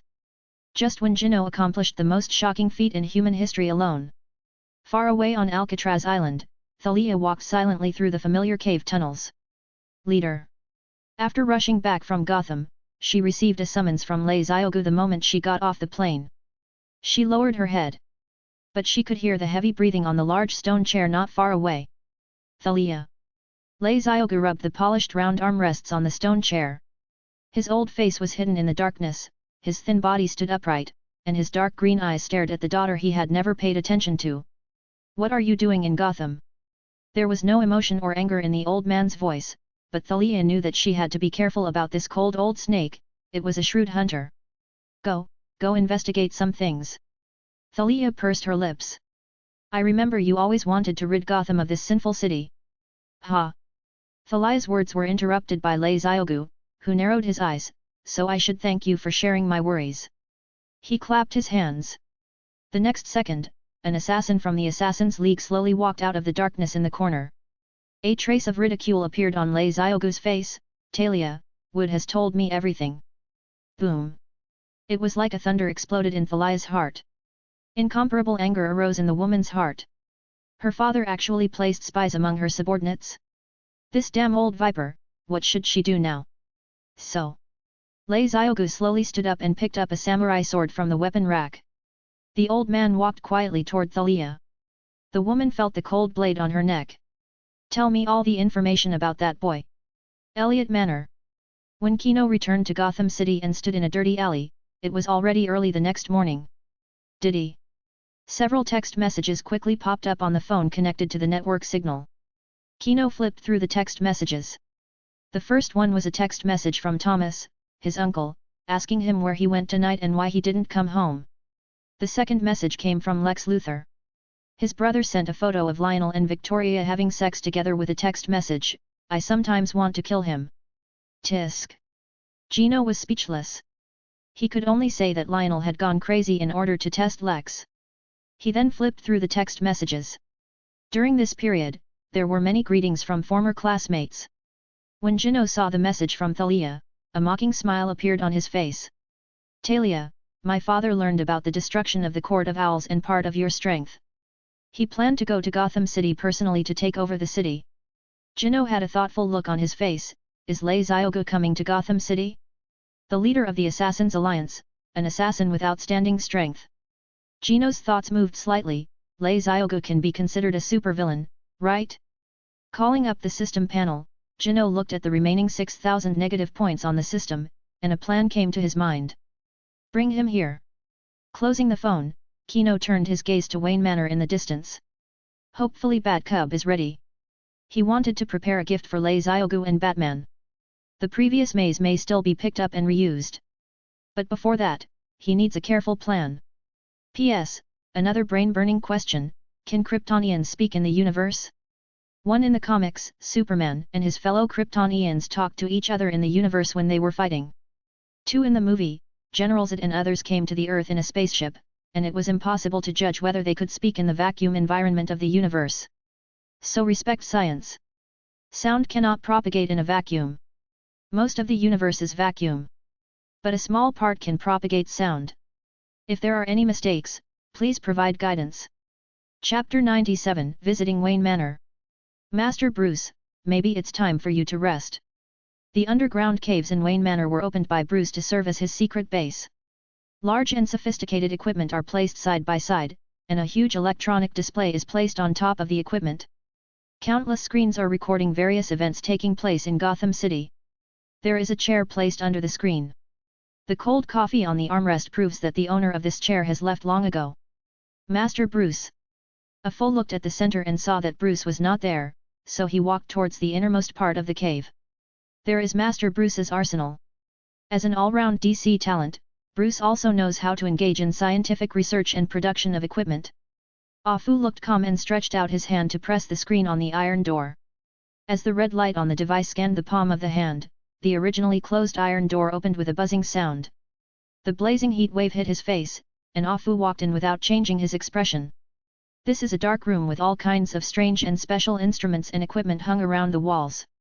There was a cast iron table placed in the center of the house, and a tall figure with a bare upper body was pounding it with a hammer. The huge hammer hit a piece of hot red metal, causing countless bright sparks to fly. Master Bruce, I know you are very busy, but maybe you should take care of your body. Ah Fu frowned and said in a dissatisfied tone, you haven't eaten for a whole day. Bruce's dull voice came from under the welder's mask, I know Ah Fu, I will rest after I finish the work at hand. Ah Fu sighed, knowing that he couldn't persuade Bruce, so he simply put the food on the plate aside, walked up to Bruce, and also picked up a welder's mask and put it on his face. "Is there anything you need my help with, Master Bruce?" Bruce pointed to a pile of objects on the iron table that were heated until they were hot and as viscous as lava. "I need you to help me reheat this piece of metal." He put down the hammer in his hand and struggled to pick up a carved mold from another table, which contained the appearance of the Batsuit. What is the biggest characteristic of Bruce Wayne or Batman? Perhaps it is his wisdom, perseverance, and never giving up spirit. However, the most valuable thing is that no matter how many times he is defeated, Batman can grit his teeth and endure the pain to stand up. No one can endure failure all the time, but Batcubs can. After being beaten up by Gino, Bruce learned the lesson and immediately decided to make changes. He decided to start with the armor first. As a man in Gotham, oh no, the whole world, who can compete with the Luthor family's financial resources, Bruce paid a high price to acquire a batch of precious promethium metal. Bruce had heard about this magical metal when he traveled around the world. It can absorb most forms of energy and uses it to feed back to the host to enhance its strength and speed. Of course, using only promethium metal would greatly increase the weight of the suit. In order to reduce the weight of the suit, Bruce also mixed it with intron metal, an indestructible and powerful metal to reduce the weight. Let's start. Bruce placed the mold on the lower end of the iron table. Afu pressed the button. And with the roar of the iron furnace, the magma-like hot metal heated up and turned red again, and it seemed that it would explode in the next second, blowing everyone into the sky. "Okay, Afu, turn it off." Bruce gave the order and reached out to press the green button on the iron table while Alfred pressed the red stop button next to the fireplace. Pug. The heat wave carries the iron juice and flows into the mold along the carved railway. As the iron flow poured in along the lines of the mold, a majestic bat armor began to take shape. Bruce looked at the red-hot iron armor, knowing that he still needed to wait for some time for it to solidify on its own. Bruce picked up the warm bread and chewed it. He walked out of the equipment room, sat on the cold chair, and stared at the screen to monitor Gotham's every move. "Master Bruce, maybe you should find some like-minded companions to work together." Alfred felt a little sorry for the boy he had watched grow up. Bruce shook his head. "No, Alfred, I don't believe them." Since witnessing the list of members of the Court of Owls handed to him by the mysterious man, Bruce has been completely disappointed with Gotham's top brass. "But, you once mentioned that Chief Gordon. He still needs to be investigated, Afu." Bruce shook his head. He would not trust a person so easily, even if the person seemed to be righteous. Control the mouse to bring up Kino's photo. Bruce squinted slightly and compared his figure with the unknown one he saw in the underground maze. However, the psychedelic drug mixed with the water he drank that day distorted the figure of the unknown man in his memory. As Bruce pondered. Diddy diddy. A clear bell rang in the underground passage. "There's a knock on the door." Afu glanced at the screen. On the large fluorescent blue screen, Thomas was standing outside the iron gate with a handsome young man. "It's Mr. Thomas and his nephew." Bruce took a sip of the ice-cold coffee. His eyes fell on the young man behind Thomas. This was a good opportunity to confirm his suspicion. He immediately said, "Let's go meet them." "Bruce is a very good friend, Gino. If your Luthor group wants to develop and work in Gotham City in the future, then cooperating with Wayne Enterprises is a good choice."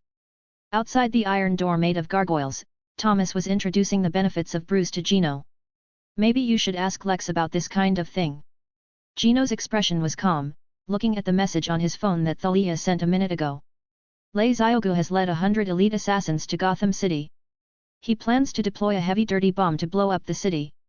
This was a crazy plan, but unfortunately, Lei Ziogu was wary of Thalia, so the woman could only get some information. Gino thought for a while and forwarded the message to a friend of his far away in Metropolis. "Xiaojia, help me edit a message and send it to this mailbox." After copying and pasting the message from Thalia, Gino took back his phone. At this moment, Thomas was also discussing Lex. "Lex? Forget it." Thomas looked at the iron door with a melancholy look on his face. That kid was infected by that lunatic Lionel and turned into a cold-blooded monster.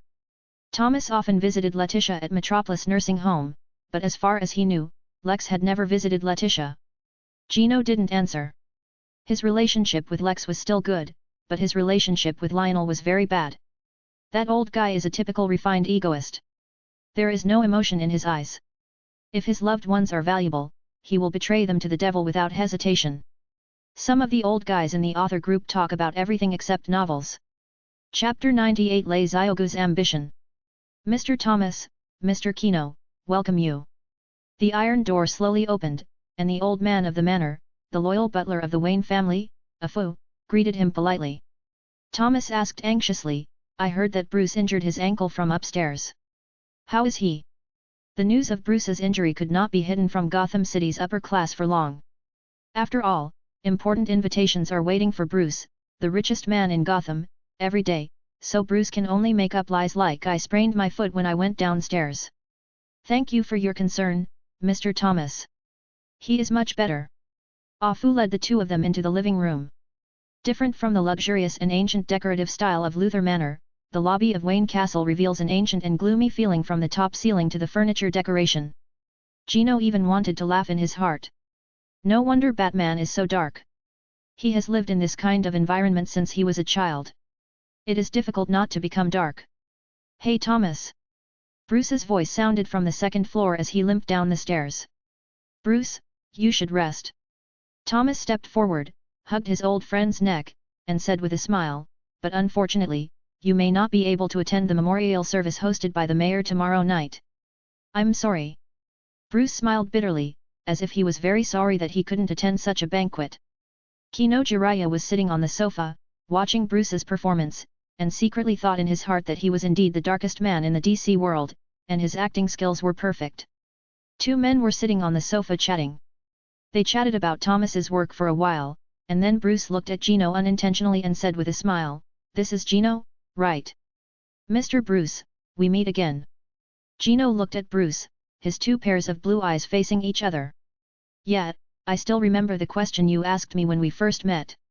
Bruce took the coffee brought by Alfred, put it in his mouth and took a sip, and in a faint tone he recounted what Gino had said. What do you think of the city of Gotham? I didn't expect Mr. Bruce to still remember. Gino smiled and took the coffee from a Fu. The two looked at each other. Just call me Bruce. Okay Bruce, so, what are your thoughts on Gotham City now? Listening to Gino's question, Bruce smiled and shrugged, looking frivolous. What do you think Gotham is? Gino also smiled and said, I think Gotham is paradise. There was a smile in the young man's eyes, and he looked unpretentious. It seems like he really thinks Gotham is a paradise city. The two people's eyes intertwined in the air, and then, as if they had reached a critical point, they burst into light laughter. Bruce laughed as Gino answered with the same answer he had told him that night. But listening to this passage again, Bruce's heart was filled with bitterness. Ha ha ha! Ha ha ha ha! They laughed, even the right hand holding the coffee was trembling, and some coffee slipped down the rim of the cup and hit the expensive carpet. Thomas looked at the two of them blankly. He couldn't understand what the point of the joke was, but he didn't want to be out of place. So he had to chuckle awkwardly. Laughter floated along the halls of the castle. Until a text message alert interrupted the laughter. Bruce took out the text message on his phone from his pocket. And when he saw the text message on his phone, the smile on his face instantly disappeared like ice and snow melting. Lei Xiaogu, the leader of the League of Assassins, learned of the destruction of the Court of Owls and led the League of Assassins to Gotham City, intending to deploy a dirty bomb to destroy Gotham. Looking at this news, Bruce broke out in a cold sweat. Lei Xiaogu, he remembered this name, he was half his teacher, and he was also the most brutal and crazy assassin leader. Feel sorry. Bruce stood up abruptly, I seem to have thought that the company has important meetings that I need to attend. He couldn't waste any more time here, he needed to investigate immediately. It is impossible for the assassins to sneak into Gotham City without leaving traces. Those cameras all over the streets and alleys of Gotham City will be Bruce's eyes. Wait, Bruce. Thomas watched with confusion as Bruce limped and disappeared into the hall. He didn't understand why Bruce was so urgent. Maybe we should visit some other time, Uncle Thomas. Gino's voice rang in Thomas's ears. The boy stared at Bruce's leaving back with a smile on his lips. The curtain is rising. Gotham Subway. The dark tunnel has always been the birthplace of various horror fairy tales. Buzz. An orange peel subway roared past the railroad. Luca Walker is a villain who came to Gotham from Ukraine. He committed a crime in his hometown and learned about Gotham from the internet. After coming to Gotham 4 years ago, he joined the Whispering Gang, one of the 5 major smuggling gangs that control the Gotham City subway. In the past few years, they have divided up railway smuggling and lived happily. However, this good life has obviously come to an end. Luca was lying on the edge of the corner covered in blood. His sleeves and cheeks were stained with blood, and his 2 thighs and hamstrings were picked out, making him look like a useless person. The boys in his gang had long been turned into lifeless corpses lying on the cold and putrid subway platform. Gotham's local gangsters are vulnerable to real gangsters. Succubule. Looking at the group of masked assassins surrounding him in silence, a trace of bitterness appeared on Luca's face. This group of assassins seemed to fall from the sky, killing all his men and beating himself half to death. This is Gotham. An old voice sounded slowly. Luca slowly turned his head and saw. In the dark tunnel, a thin figure slowly walked out of the shadows. This guy had a long white beard and carried an exaggeratedly large samurai sword on his back. His green eyes were full of coldness. The old man was wearing green armor that seemed to be made of mithril. He glanced at Luca with disgust written on his face. Lei Xiaogu looked ahead with his eyes, as if he could see Gotham City through the thick walls. He said, "This damn city has long since perished in the long river of history, and my arrival will purify this rotten city." City. Fuck squid. Knowing that he was going to die, Luca extended his middle finger towards this guy who looked like a leader. "Gotham is beautiful, long live Gotham." Fuck squid. Before he could curse more, he was answered with a bunch of pale white sword light. Poke. The good man's head rose into the sky, and the headless corpse was filled with blood. Lei Xiaogu sheathed his sword indifferently. The old man looked into the distance quietly and waved slowly, "Forward, target, Gotham." Wow! The assassins beat their chests with their right hands, and then they walked towards Gotham in an orderly manner. Chapter 99. 2 lines intertwined. The sun hung high over Gotham City at dusk, coating the tall buildings with a fine golden powder. "Afu, report the situation." The roaring bat motorcycle carries a man wearing a black bat suit as he speeds through the streets of Gotham City. Afu's voice came from the headset. The old man stood in front of the underground cave monitor. On the assassin's blue light screen, countless displays burst into a snow-white mosaic from time to time, which means that they have been forcibly destroyed by humans. "I'm sorry to tell you, Master Bruce, that they have already begun to take action." Afu was a little surprised by the speed of the Assassins' League's actions. Efficient and concise, it is like an engine with clear division of labor, and every component is operating in an orderly manner. "Have you found any trace of them?" Judging based on the pattern of camera disconnections. Afu observed the screen and concluded, "They are advancing from 4 directions in the city, and if the other party maintains this efficiency, then their target will be the assembly hall in the city center, where Mayor Mark has his office." "I see." A solemn look appeared on Batman's face. He had received systematic training and study in the Assassins' League. Batman needs to know how the League of Assassins operates. When they want to invade a city, they disintegrate it from within like termites. Assassinate the political figures and departments that control the city, thereby paralyzing the city and public security, and then successfully destroy the city. Batman twisted the handle of the vehicle, and the Batmobile roared and sprayed blue flames from the tailpipe of the motorcycle, carrying him towards the city center. The original site of Wayne Tower. This ancient clock tower was built in 1880 under the supervision of Alan Wayne. There are a total of 12 gargoyle stone statues in the building, each overlooking an important thoroughfare in and out of the city. The 5 gargoyle statues on the first floor overlook Gotham's earliest gateway, 3 bridges, and 2 tunnels. Cars come and go on the bridge. The chaotic Gotham is like a beautiful actress posing, attracting scum from all over the world to gather here. It also brings many unexplainable black businesses to the city. Buzz.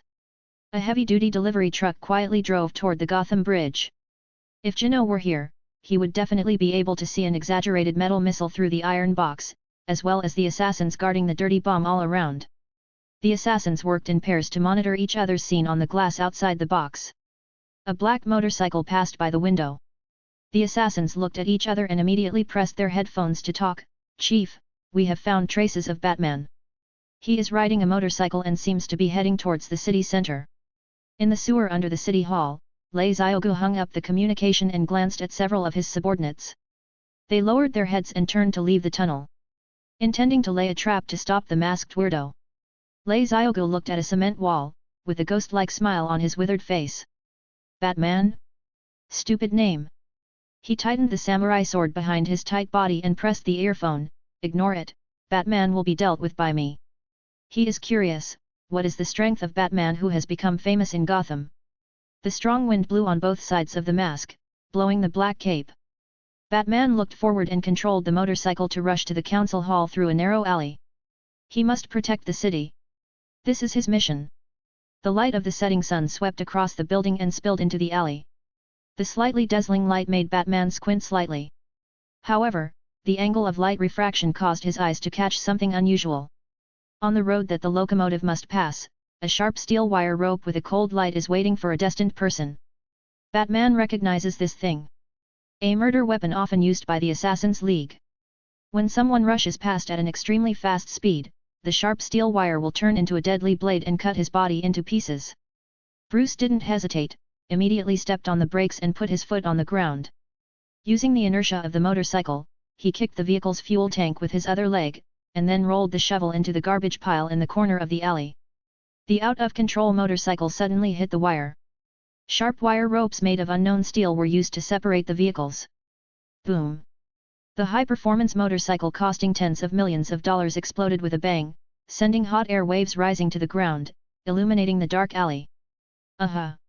At the moment when the vehicle exploded and set off raging flames, several assassins hidden in the darkness also launched attacks at the same time. 4 sharp samurai swords stabbed Batman's body from 4 directions. Stab! The moment the blade cut through the uniform, Batman also fought back. Bang! His thick and powerful arms clasped a ninja's wrist and threw him away while moving back to avoid the blade from piercing his chest. He raised his left leg and kicked an assassin hard in the jaw, causing him to faint. Then he turned sideways to avoid another round of fierce attacks. Batman groaned, rolled on the spot and flipped his wrist to shoot several batarangs. Ding ding dang! 2 assassins waved the samurai sword on their hands, and the blade collided with the dart blade. At the same time, the assassin who had been thrown away before staggered to his feet and rushed towards Batman again with his katana. The man noticed the blade slashing at his chest. He took 2 steps back, stepped on the wall with his right foot, and suddenly exerted force the moment the blade struck. He flipped back at an incredible angle and slammed his elbow into the assassin's neck in the air. Again. Batman rolled over and landed on the ground, picked up the katana scattered on the ground, and turned the blade towards himself. The 2 warriors looked at each other, then rushed towards Batman in unison. Bang bang! The back of the knife knocked the 2 assassins unconscious, and Batman dropped the blade in his hand. His super reaction and execution ability allowed him to easily resolve the crisis. But the corners of his mouth that exposed the lower half of his face under the mask were slightly pulled downward, giving him an unhappy expression. Batman was in a bad mood. The Assassin's League was able to send people to block him, which meant that they had discovered him. To put it simply, you have exposed yourself. I have to move. As a master strategist, Batman knows that he must move his position to prevent the endless stream of assassins from draining his strength.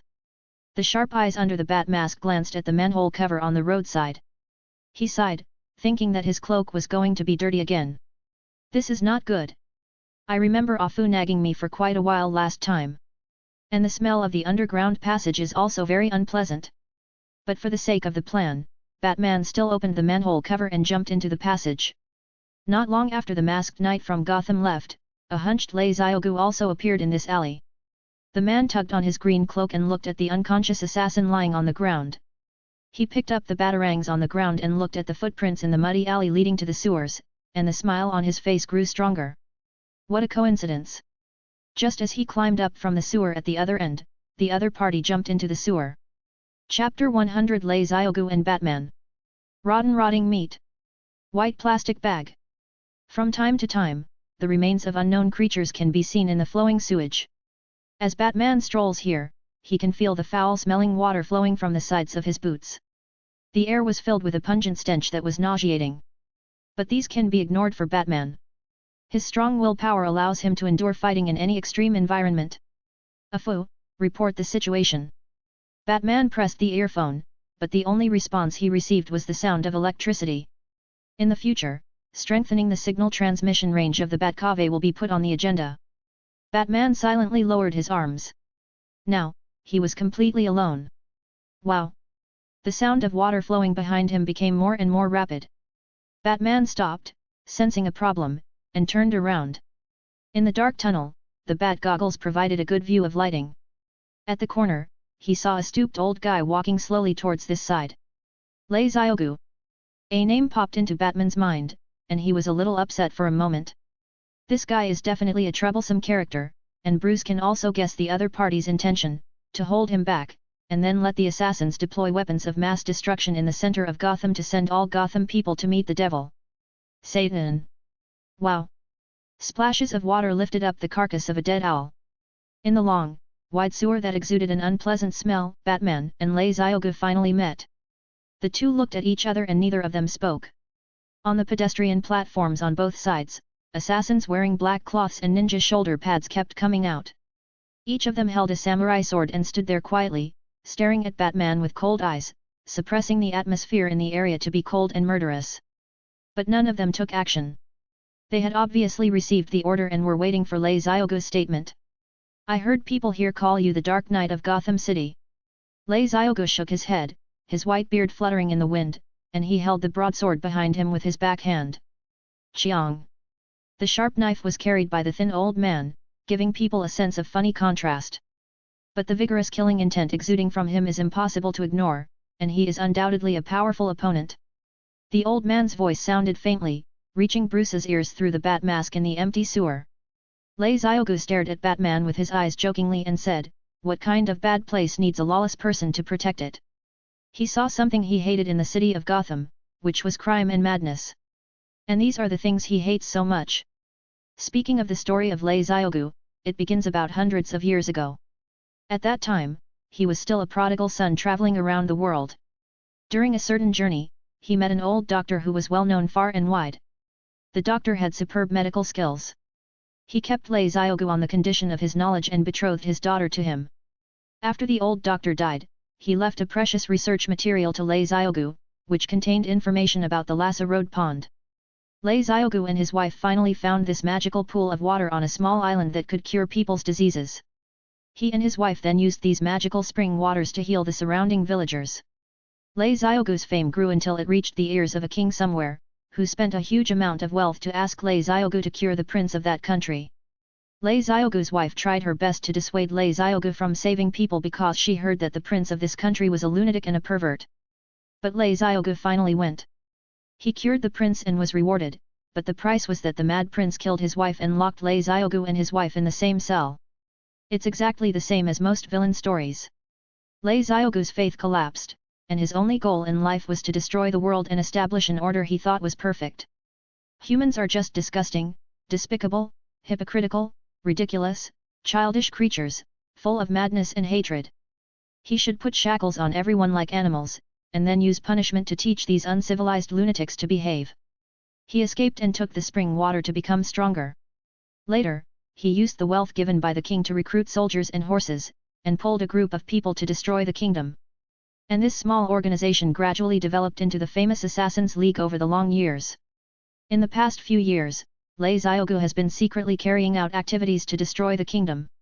From the fall of the Roman kingdom to World War I and World War II, we can see the active shadow of Lei Xiaogu and the League of Assassins. And in the past few years, Gotham City gradually became a thorn in Lei Xiaogu's eyes and a thorn in his palm. This is Lei Xiaogu's story, and why he hates Gotham so much. Batman stared at Lei Xiaogu silently, and he shook his head. Whether I abide by the law or not has nothing to do with you, but I know that I can't let you destroy this city. It's a pity. Listening to Bruce's answer, Lei Xiaogu grinned, revealing his pale gums, and shook his katana. I don't know how many people I have killed in my life, but you will soon be one of them. Before he finished speaking, the old man's figure surged up, like a bolt of green lightning rushing towards Batman. Soaking in the Lazarus pool gave him unparalleled speed, strength, and reflexes, as well as powerful self-healing abilities. The long knife was raised and then slashed down suddenly. Like a ferocious white stream of light falling down.